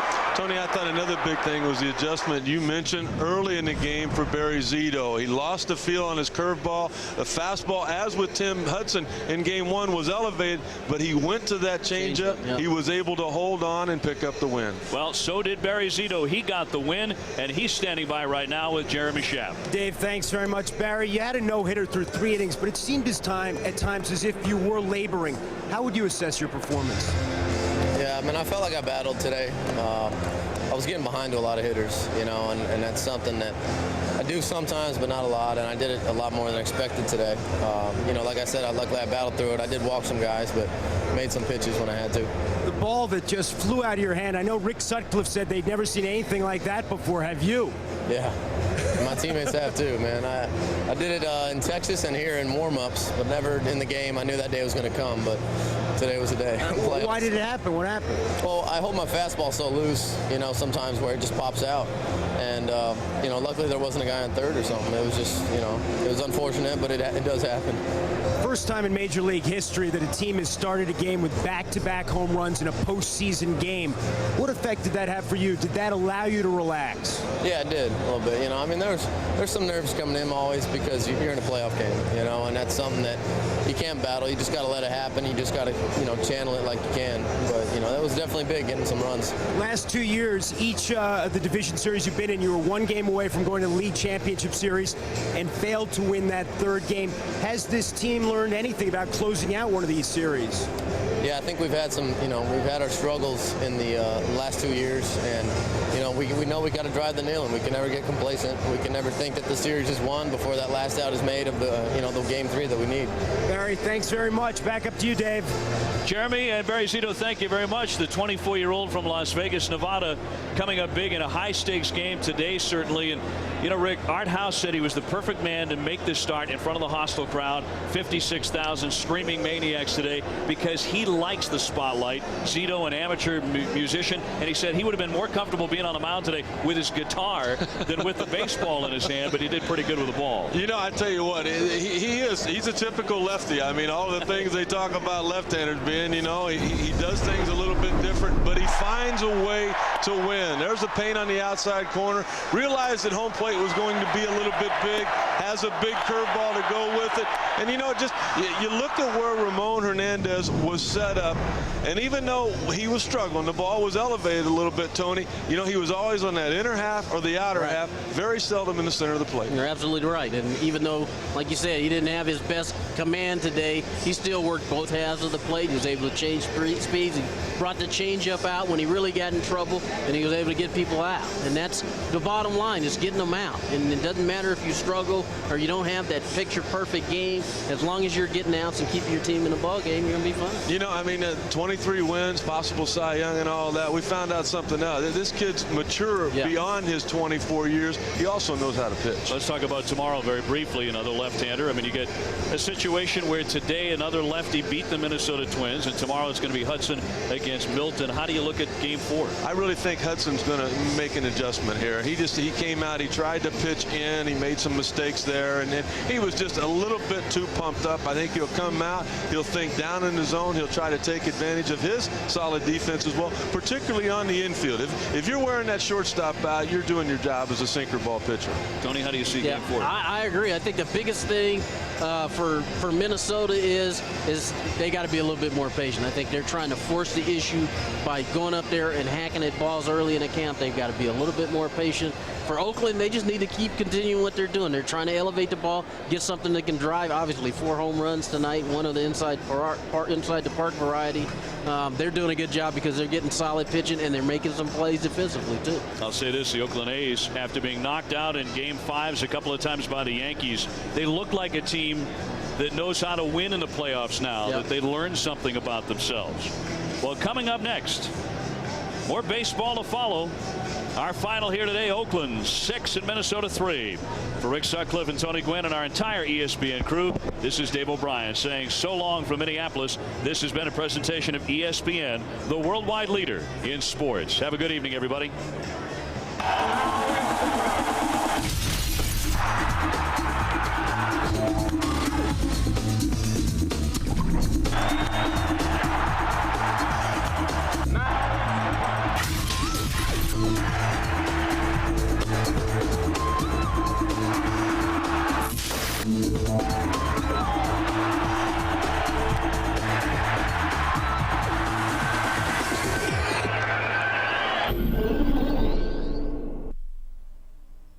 Welcome to our baseball studios, everybody. We're waiting to get some more post-game comments from the players involved in this one. Jeff Bradley is here. I'm Carl Ravitch. Those of you tuning in to see the Yankees and Angels about 18 minutes away from that game. We'll also preview that game over the course of the next couple of minutes. But was this about what Tony Gwynn just mentioned? Was it about a lack of patience? Was it about a lack of experience? I mean, none of these everyday players had any postseason experience for Minnesota. Carl, it's so difficult to get in a ball game, especially a playoff atmosphere, loaded down stadium, and be patient. It's very difficult, even for the Twins playing in their own home ballpark, facing a guy like Barry Zito, trying to hit that big curveball. It's tough to be patient. What you've got to do is take a deep breath, try the best that you can to gather yourself, and then, even then, it's tough. Right. And at worst, the Oakland A's know they'll at least be going home for a Game 5, which is a huge advantage. Everyone thought the Twins had a huge advantage at home. There were some 56,000 on hand, screaming and yelling, but boy, this is the way to silence everybody. Your Gold Glove center fielder comes in, has to do an about face, never touched the ball, and this guy can fly around the bases. I think Torrey Hunter actually thought he was going to short hop this ball, but when it hit the turf, it just skipped right under his glove. This is the last way that you want to start a ball game, but also from the Oakland A's side, that's how you want to start it right there. Certainly is, and you see the ball sort of skip off his glove. It certainly could have been ruled an error, especially with his efficiency, but boy, from disbelief to total shock, the next guy, Hatteberg, he hits a home run. Quite a few home runs today, and if you're the Oakland A's, the best way to get the crowd out of the ball game, shut them up with some big bombs, and they did that earlier. Rick Reed settled a little bit. One out, Tejada goes down looking, and then big boy Jermaine Dye comes up. He's done damage in this series, but not here. Notice Reed get his pitches up. Is that one of the problems for him? Well, I think that it was. And early in this ball game, Rick got both sides of the plate. If you're a pitcher, especially in the postseason, and you're getting some calls outside of the zone, you got to take advantage of that. Wild play early, and evidence that this home field advantage does fall into the hands of the Twins. A ball that Hatteberg never saw. It landed foul. Jones then struck out. Zito, he started to lose control of the ball as well. Here's another example. Hatteberg and Ellis run into each other. Well, you had to know that this was going to happen coming into Minnesota, especially with the way that that tarp is over the top of this stadium. It's very difficult to see. After that first ball landed 15 feet away from Hatteberg, you know, you had to go after it if you're Mark Ellis. He needs help out there. Zito lost control. You heard him say in his post-game comments, yes, it's happened before, but never in a game. What is that a sign of, you think? Well, I think part of it is just the fact that's the way he throws his fastball. Stays a little bit loose on the pitch. But the last thing that you want to happen is for something like that, especially when it seems like everything's falling apart. Sucked it up, though, and got the outs. Reed, Jermaine Dye looking. So Reed, okay now, still gave up those 2 runs early, but settled in. Terrence Long, that's a problem. And that one was elevated again. A's go up 3-zip as the weapons for Oakland playing long ball. 3 runs, 3 home runs. Bottom 4, no outs. Finally, some offense off Zito. Had a no-hitter into the third, and Torrey Hunter changed that with a double. You hear pitching coaches talk all the time about get the ball down in the zone, work both sides of the plate, add and subtract. All of these pitches that you see being hit in this ball game are elevated and they're in the middle of the plate. Those balls go a long way. Mankiewicz singles into left. Men are on first and third. And then, with 1 out, this looks like Tejada's got a real chance to catch it off his glove. A's get a run. That was a Przinski single. That's tough in any building. Well, it is. It doesn't matter. I mean, when you're a shortstop having to go back, look back over your shoulder, I mean, this is not about Chris Carter. I mean, this is about baseball. Very difficult play. Nice play by Chavez. Double play there. In the bottom of the 4th, only 1 run across. Koski in the 5th with a man on. And they had men on against Zito. That wasn't the problem. The problem was getting crucial hits in crucial situations. Koski did a great job here, took a couple of close pitches, got a pitch he could hit, and made it count, but nobody else did that. 2 outs, you need to come through, and guess who does? Hunter pumped his fist when it got through on the turf. 3-3. You need to come back and quickly put a 0 up and forget it. Right away, Jermaine Dye changes the score. He left this pitch on the middle inside part of the plate. Jermaine Dye loves that. I kind of wondered why they didn't take Reed out of this ball game with the game tied. The strength of this ball club has been their bullpen. Got him in there a little bit too late. Johan Santana came in. He got hit around 2. Durham scored another run. That was a Velarde triple. You wonder perhaps about bringing in another pitcher to face Velarde because Santana had struggled. In the 9th, 6-3, and that's how it ends with a ground ball and a man at second. We saw good at-bats from Przinski and Koski, but in this game it really was the pitching of Barry Zito, wasn't it? It was, and this is a great ball game for Billy Koch to get into. His first postseason game, 3-run lead, kind of gets that real pump out of his system. Now the next game may be close, and they're going to need him down the stretch. Ron Gardenhire is answering some questions. His interview started just about a minute ago. We pick it up live. Did you feel some of the energy come out of the team there? Well, we always feel like we can come back. Johan just hung up a ball, got a slider up to Velarde. Velarde fought off 2 really good changeups and hit them right off the end of the bat. And then, so that was, you got a veteran hitter there. He's trying to stay within himself. The kid made 1 bad pitch, and the guy hit a double off the wall. And then Jackson came in, and Tejada went after a pitch and put it up in the air and got the next one. And those are 2 big runs for them. We threw just about everything. Like I said, we threw everything we had at them. They have some veteran hitters over there that can do the job in those RBI situations, and today they did it. Pat. Gardy, how long did you debate Ortiz, LaCroix with yourself? When did you make that decision? Oh, I've fought with that one forever, and like I said, David going into the night was 4 for 8 off the guy, and today David just didn't have any great. He hit 1 ball hard to second base. I thought he stayed on that ball. The guy was pretty tough. He was tough on lefties and righties. We didn't have very many hits on him overall anyway. But he's tough. We know that. It says play your left-handers against him, but then it also says he's 23-5. So take your choice. It seemed like Reed was just missing on a lot of those. He walked 2, but he's going deep into the counts. Just. I thought Reeder battled. I thought he really battled through it. He gave up 4 runs, all home runs. That means he's throwing the ball over the plate. He's around the zone. He made 4 bad pitches. And they hit him out of the ballpark. That's what this ball club, they do. They do those things. We actually felt like we were in the game all the way to the last out. We had Denny chased what might have been ball 4. I don't know. It probably was a pitch. Popped one up there at the end. Then Jock hits a double. When Jock hit the double, we thought we had life. We really thought we were going to win that game or tie it back up. Just didn't work out today. We've played that way all year. They just outplayed us today. And the scoreboard reflects that. 6-3 again, your final score. Zito, 6 innings, 8 Ks in this one. 7 of the 9 in the lineup for Oakland had a hit. 6 had an RBI. So it is now 2-1 and a chance to close it out. And they will throw Tim Hudson, who's only thrown about, I guess, 75 pitches in game 1. You like their chances? Well, I love the chances for Tim Hudson here. Now that he's kind of got the jitters out of the way, he's back on the mound. He's going to be fresh, 75 pitches. I love the A's right here. And again, for you baseball fans watching here on ABC Family, much more on this game on SportsCenter over on ESPN coming up at 11 o'clock following the football game, as well as on baseball tonight at 12:30 Eastern Time. So, advantage A's. Will fellow California team, Anaheim, also have the advantage? They take on the Yankees just about 10 minutes from now for a preview of that. Let's go to John Miller at Edison Field.